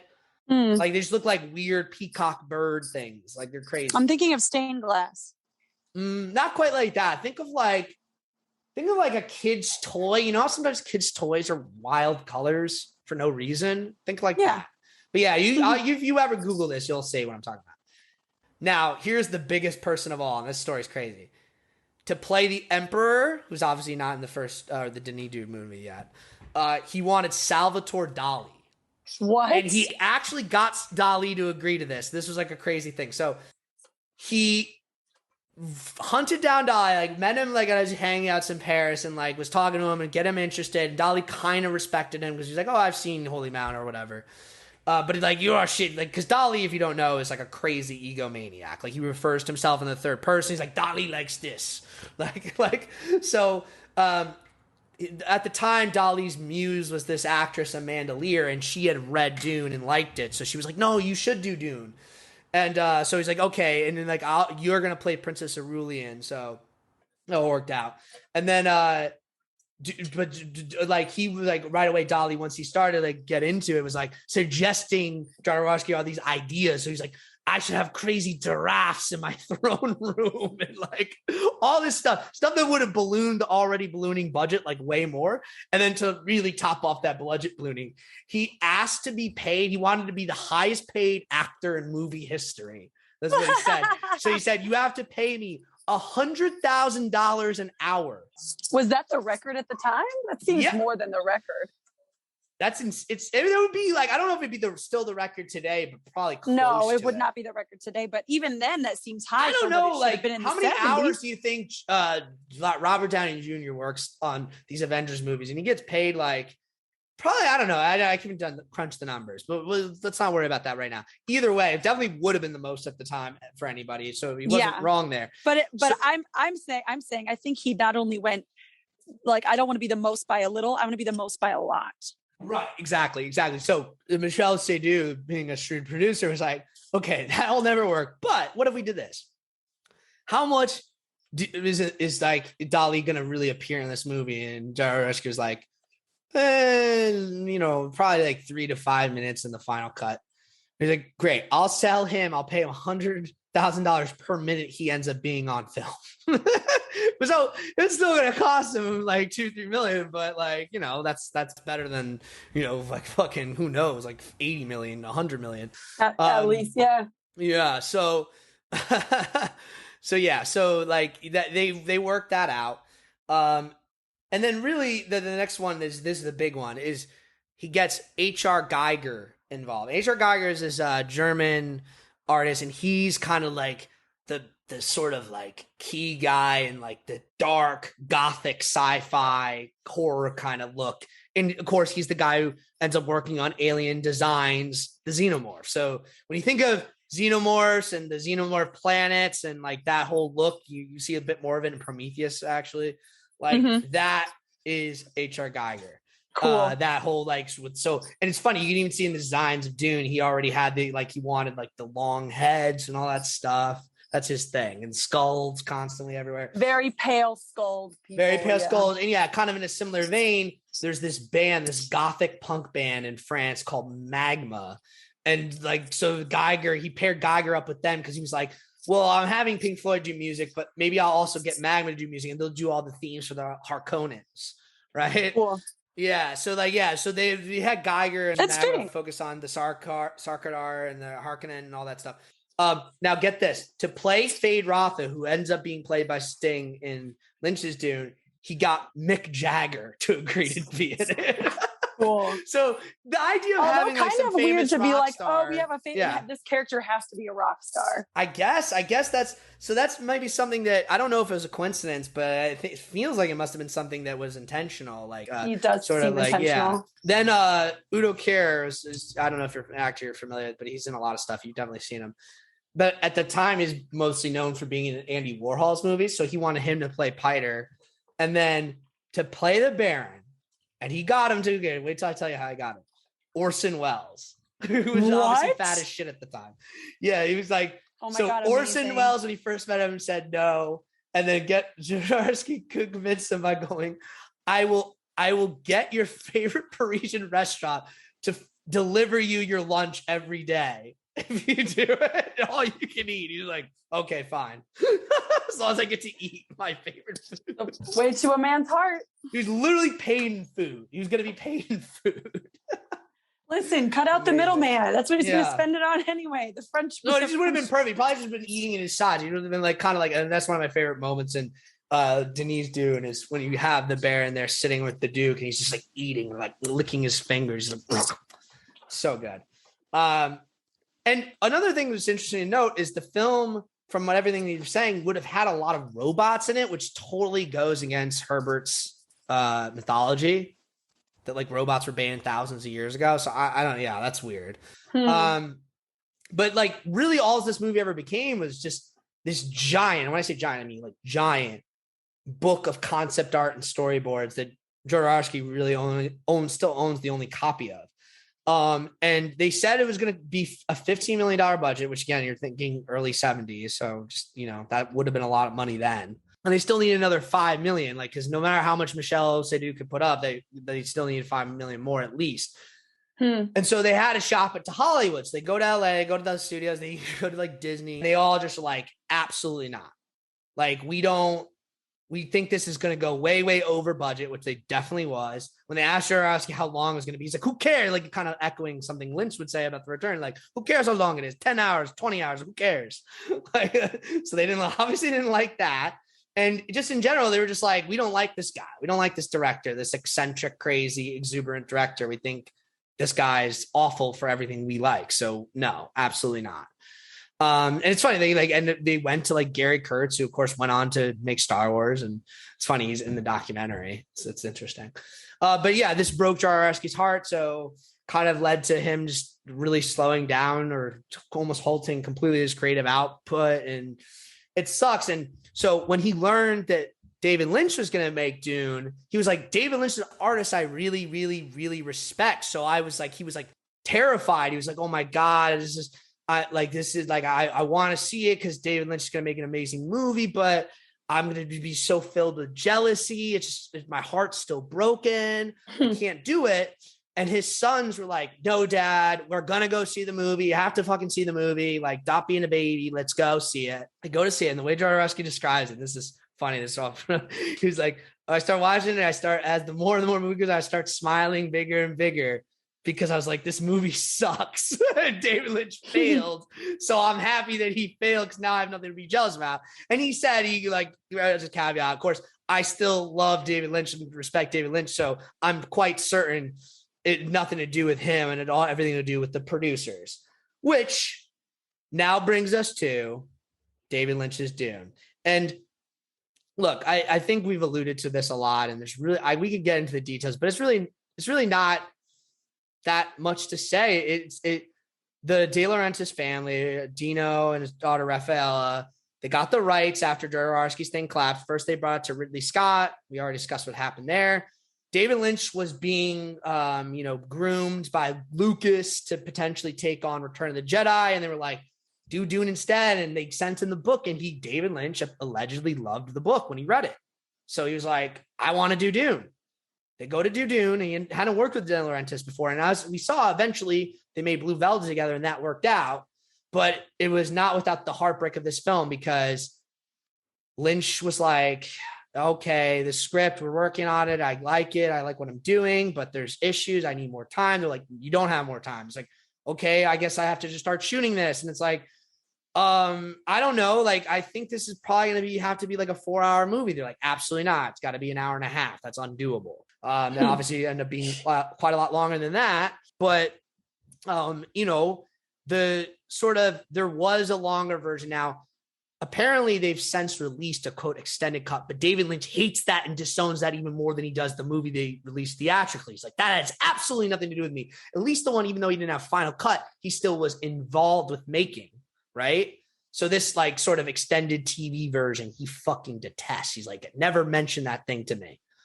He's like, David Lynch is really emotional about this stuff. I don't know if I've made that hyper clear. I mean, he definitely, yeah, you've made it clear. He gets like you've never seen him turn so quick. He gets snappy and pissy. He's like, no. It just really rubs him the wrong way. So when it comes to the theatrical Dune, it's just like they made a bunch of edits without him. They added in those voiceovers. They and again, I haven't seen the movie, so I can't really say too much context. But yeah, they made a bunch of changes, added voiceovers, changed things about the music. So I don't even know if that Toto score was something he wanted. I have no idea. I nothing I've read really kind of speaks to that. And it just was this thing where it's like, you know, they really wanted to make Star Wars for grownups. They had this big ambition with it, and they let that ambition kind of, you know, overly make them correct against Lynch and operate against him. And, you know, since then, like, try to rectify the situation, like the studio, which it's now all controlled under Universal, they're like, Lynch, will you make a director's cut? We'll let you do the Ridley Scott director's cut or like the Richard Donner cut. And he's like, absolutely not. I never want to talk about Dune. Don't ask me about it in interviews. Don't make me do this. It breaks my heart. I like, you know, it's similar to the heartbreak we're talking about Twin Peaks. So it's interesting to think about the legacy of Lynch's Dune. This is important for Lynchtober. It's like, you know, he vowed at that point he would never let a movie be taken from him again. And in a literal sense, that was true. He never not let himself have final cut. But as we talked about, the whole arc of Twin Peaks was him having to work against these other forces. And it's interesting with The Return, because The Return was almost never made because Showtime was like, we're not letting you have the amount of hours you want. And he's like, I'm not doing it then. And then the fans, or not even the fans, the cast was like, Twin Peaks without Lynch is not Twin Peaks. They did that viral campaign. I don't know if you remember that from like 2014. I don't know if I do. It ended up turning it around, and we got the David Lynch return, his cut, his total creative control, and I think it shows. And I say it's exclusively for the better. But yeah, and then it ultimately led to Denis' opportunity to make the film that we just watched. And it's clear Denis has a tremendous respect for David Lynch, tremendous respect for Jodorowsky. So it's like, but he believes in Frank Herbert's book and like that exclusive book to dream to movie approach. Now, to close us out, Dana, I want to ask you a couple questions about the Lynch Dune. And let's do it. Let's do it. I'm very excited to hear what you have to say. Okay. First question. What's your personal history of the movie? You didn't really explain that. Like, when did you first see it? Like, how did it come to you? Gosh, I think I probably watched Dune with my parents as a 10 or 11-year-old, maybe 12 years old, probably the first time I saw it. And I definitely remember being just fascinated by the technology and the costumes and the story. That it seemed mythological. It seemed like this very long and ancient history kind of story. So I was into it right away. Okay. Well, next, I think, I can't really say too much more, but like, I'll say, for everything I've seen of Lynch's Dune, it certainly looks interesting. It looks to me more like a product of its era of sci-fi and this sort of post-Star Wars, let's make a sci-fi movie craze than like a Kroll or like a blah, you know, those other films. Like then it really does feel to me very particularly Lynchian, but I'm sure if I actually watch it, I would see a lot more of that, the Lynch influence. I'm sure. I have no doubt about that, despite, like I said, his disapproval, because it's still mostly the footage shot. Though actually, no, I think there was some additional scene shot that he was not involved, which is, as you can imagine, really must have fucking pissed him off. I'm sure. Yeah. He's like, get my name off of that thing. Yeah. So next question. What is, you might have already said, but certainly reiterate for me in this question. What's your favorite thing about Lynch's Dune that's not in Denis Dune, but is still part of the story it covers, right? So nothing from the spoiler section, but something from the first half, presumably, of that film that is not in this movie. Something that I really did enjoy about Lynch's Dune is kind of the dream sequences remind you of a classic Lynchian sequence where it's like someone floating in space, there's an object with no explanation, there's kind of all of these. So I kind of really like the way that was shot. Also, I'm trying to think of something that's not in the other part. I think really it's the in-depth look that we get at the Harkonnens. We really get more insight into their culture in the first part of the film up until where we're at in the more modern Dune. Okay.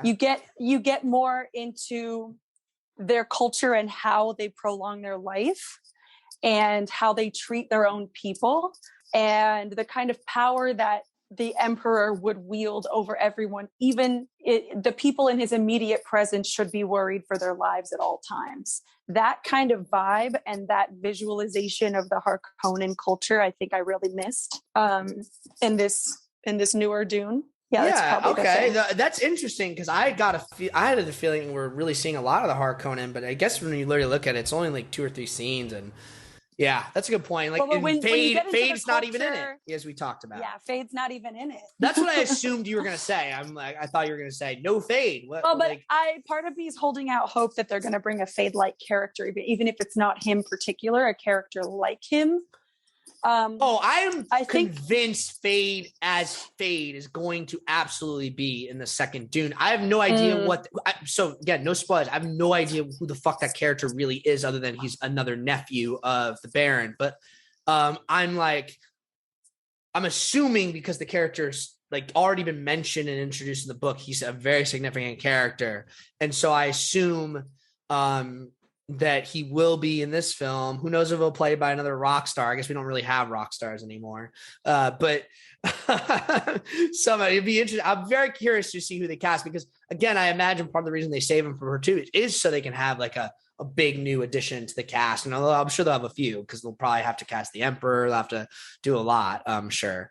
So that'll be interesting. So I'm curious to see where Denis Dune goes with that, but I have no doubt he'll be in it. I can't imagine, unless I'm totally wrong in my assumptions about the character's role in the story, that he wouldn't be included eventually. I just think they were like, he wouldn't really do anything in our part 1, so let's maybe just wait off on him as what I assume happened. But okay. And next question.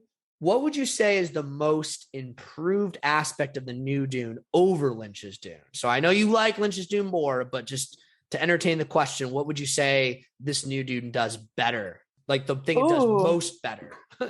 I think what this movie does that the first didn't is give this kind of, well, obviously because it's a 3-parter, it gives you this sense of intrigue that I'm not sure I was left with this sense of like mystery that I wasn't really given in the first one because in the 1984 Dune, you're handed things. Right, because you're just kind of moving forward, right? You have to move pretty quickly.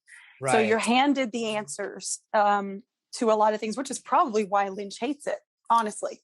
That's probably why he hates it, because you're handed a lot of the answers. Really good point. He does fucking hate that. He doesn't like that. And the whole movie is just them handing you the answers because there's no time to let you wonder. And when you put it like that, it's so easy for me to see. Because, like, again, it ties in everything you was just saying about his, like, rants on the set of The Return where he's like, who cares how long a scene is? And he never gets to go fucking dreaming anymore. Like, he wants movie. Like, that's the thing him and Denis have in common. They like slow pacing. They like building mystery. Yeah, that's true. Right. So this is, I'd say, a more mystery building intent.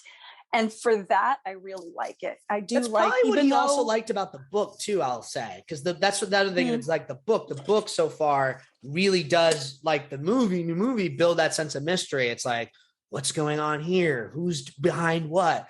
Like, yeah, that is something Lynch likes a lot. You're totally right about that. Good call. Yeah, so I would think that's probably why he doesn't like it. But at the same time, you have a lot of material to get through. Mhm. There's really no time for them to let the suspense build in any other sense than Chani. Chani is the suspense in the first film, in the original 84 film. Okay. Who is she? Where is she? What are all these things that she's saying in these dreams? She's more the mystery. As well as the overall arcing question of, is he the Kwisatz Haderach? Okay. So, interesting. Because like, again, we talked about this earlier, but like, I do feel like this new movie does a good job of making Chani feel mysterious and like this destination, but I can kind of see what you're saying, how like Lynch, I think, yeah, it makes sense to me what you're saying. Like Lynch in the hands of something like that would really want to play that up and do it his way. So yeah, I can see that. Okay. Next question. What's your favorite casting / performance in Lynch's Dune? Ooh, in Lynch's Dune? Yeah. My favorite casting? Or performance, like however you want to think of that. Just like, who's your favorite actor in the movie, I guess. I mean, it's tough to not say Kyle MacLachlan. It's tough. Really? I would have thought you would for sure give me like Patrick Stewart or someone else. Interesting. Patrick Stewart doesn't have a lot. He's only got a couple of scenes. Oh, okay. I don't think he's got necessary. It's not that his character is not important. His character is essential, but I don't know him that well. I see. You know what I mean? So what do you like about Kyle MacLachlan and Lynch's Dune? Or maybe, I didn't ask this question, but I guess this is maybe an opportunity for you to explain like which version of Paul you like better and why. Which version of Paul do I like better? Yeah, do you prefer Chalamet or MacLachlan? Well, it's interesting because MacLachlan he appears more mature.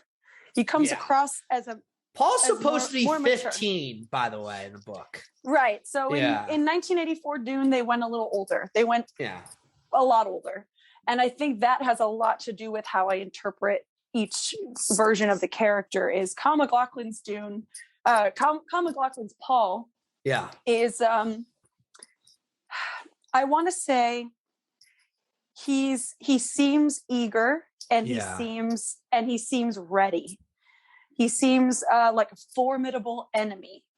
I think in Timothée Chalamet's character, just because of his stature, you do see him as a younger entity. You do see him as someone that you question. Can you handle things? You can't go on a battlefield. Look at you. Whereas Kyle MacLachlan's character is like, yeah, of course he can handle himself in a battlefield. Look at him. He's fine. So I think that's a lot of my the differences is I see just like casting, like stature wise, but performance. So I think if I can interpret what you're saying, you have a deep affinity for Kyle MacLachlan's version. And as you mentioned, he is like your favorite performance of that film. He's the heart of it. You really enjoy it, but you also like seeing Chalamet makes you recognize that there is a quality of Paul that again would be very in line with the book, where he is supposed to feel very vulnerable, and Kyle MacLachlan's version lacks that. Is that a fair assessment? Yeah, that's fair. Yeah, okay. That makes fair. sense. That makes sense. That's what I would have assumed. Okay. Yeah, you kind of already alluded to this, and I didn't know the answer, but you mentioned the Toto because my question was thoughts on the music / score of Lynch's Dune. Like, what is that Toto soundtrack like, and what do you think of it? I'm very curious. Maybe I'll listen to that just to get a sense of that. Honestly, I love Toto. That's so funny. Toto. Who'd have thought Toto? Who would have thought? Exactly. Okay. I tried to make a dramatic pause before I said it because I wasn't sure if you had. Yeah, I really wonder if that was a Lynch thing or a De Laurentiis thing, because again, like Toto just does not strike me at all as Lynch's music style. Lynch is very consistent about the music he likes. Like he likes a wide variety of things. Like if you watch The Return, this is something we're going to talk a lot about when we talk about The Return. But The Return is basically David Lynch's like iPod. the way he uses the Roadhouse. So you get a wide range of music there. So I don't want people to think, well, yeah, there's a lot of different genres and styles and very modern things. I'm like, yes, I know, but it all still feels like, this feels like Twin Peaks to me. Like every single song choice, no matter how just like seemingly out of context, modern or hipster it was, felt to me like this is very Twin Peaks. Like I got it. I totally got what Lynch was going for, especially when you pay attention to the lyrics of some of the songs. So we'll talk a lot more about that. But I just can't see Toto in that way. But I will defer to your judgment on that. You clearly love it. I'm definitely curious. It's dope. It's very awesome. 1984. Let's put it that way. That's definitely seems very 84. That's why I think it seems like a De Laurentiis thing too. But again, I could be wrong. Maybe Lynch is like, I love Toto. I don't know. Okay.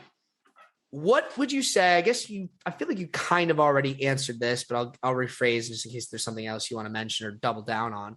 What's the most Lynch thing in Lynch's Dune? I think the overall style, I think the grotesqueness, the grotesque beauty that is seriously lacking in the new Dune is probably entirely due to it having been directed by Lynch, as to why you have these creatures and gases and gross things and wombs and just these images of disgusting beauty. What is his term of? Disgusting beauty is a way to put like the beautiful and the strange. Yeah, beautiful and the strange. I think that's the thing that I actually liked about it. It's totally weird. It's so weird, but that can be said for pretty much anything. You say that, Dana, done. then you are cutting to the heart. Whether this is something you just would have always said or something that's coming as a result of the 3 previous Lynchtobers. I've attempted to make this argument about the central thesis to David Lynch is that dichotomy. And so, that's very fitting. Okay, that makes perfect sense. Now, the inverse question, what's the least Lynch thing about the Dune movie? Tell me that. I'm very curious to know that. I mean, it's the same thing and the opposite. It's too pretty. Oh, okay. It's pretty. Yeah. Everyone is pretty. Even the Baron is just, he's grotesque because he's heavy set and has this like amorphous shape, but he's still like, that's still a Skarsgård under there. He's still like a handsome man and you can still tell, you know what I mean? Okay. So I'm saying in Lynch's Dune, what's the least Lynch thing about? In Lynch's Dune, what's the least Lynch thing about it? Oh, I already told you that because they give you all the answers. Yeah, okay, that's what I was expecting. They explain everything. Yeah, they explain everything up front. They even will go into detail, and there's a lot of inner monologues that are, which is probably why I think he hated it, because the inner monologues they added that was not his. The inner monologues give you all the answers. And so I think that's probably why he hated that, because it not only tells you what that character is thinking at that moment, while they tell you what they're thinking, which is not very Lynchian at all, they also give you more insight into the story. They'll say, well, this could mean that. He knows our ways. Could he be the Hatzaksara? Oh God! Yeah, that's the most anti-Lynch thing ever. Could he be the one? Could he be the one to bring the great jihad, the holy war? Like she's thinking that, but her lips aren't moving. Her lips aren't moving. She's just thinking it, and you hear it. So that's why I think you thought you heard that in this movie when you didn't, is because you're just like programmed to kind of you're used to it. Got you. That's how it works. I think my mind just rounded up. No. I totally see that. So that's what I think is the least Lynchian thing, and it's honestly like I was glad that there was little or as you say, none of that in the new one, because I don't think it's necessary to prolong this to keep the story moving. It's just there to hand you the answers in a lot of instances that I don't think necessarily need. But I think, that's the least Lynchian thing. It's probably the thing he hated the most. It's probably the thing that made him give up and say, take my name off of it. If you're going to tell everybody what everyone's thinking all the time, what's the point of me telling a story? I could totally see him saying something like that. So the last question is, what is your favorite scene, avoiding spoilers, in that movie? Ooh, in 1984 Dune? Yeah.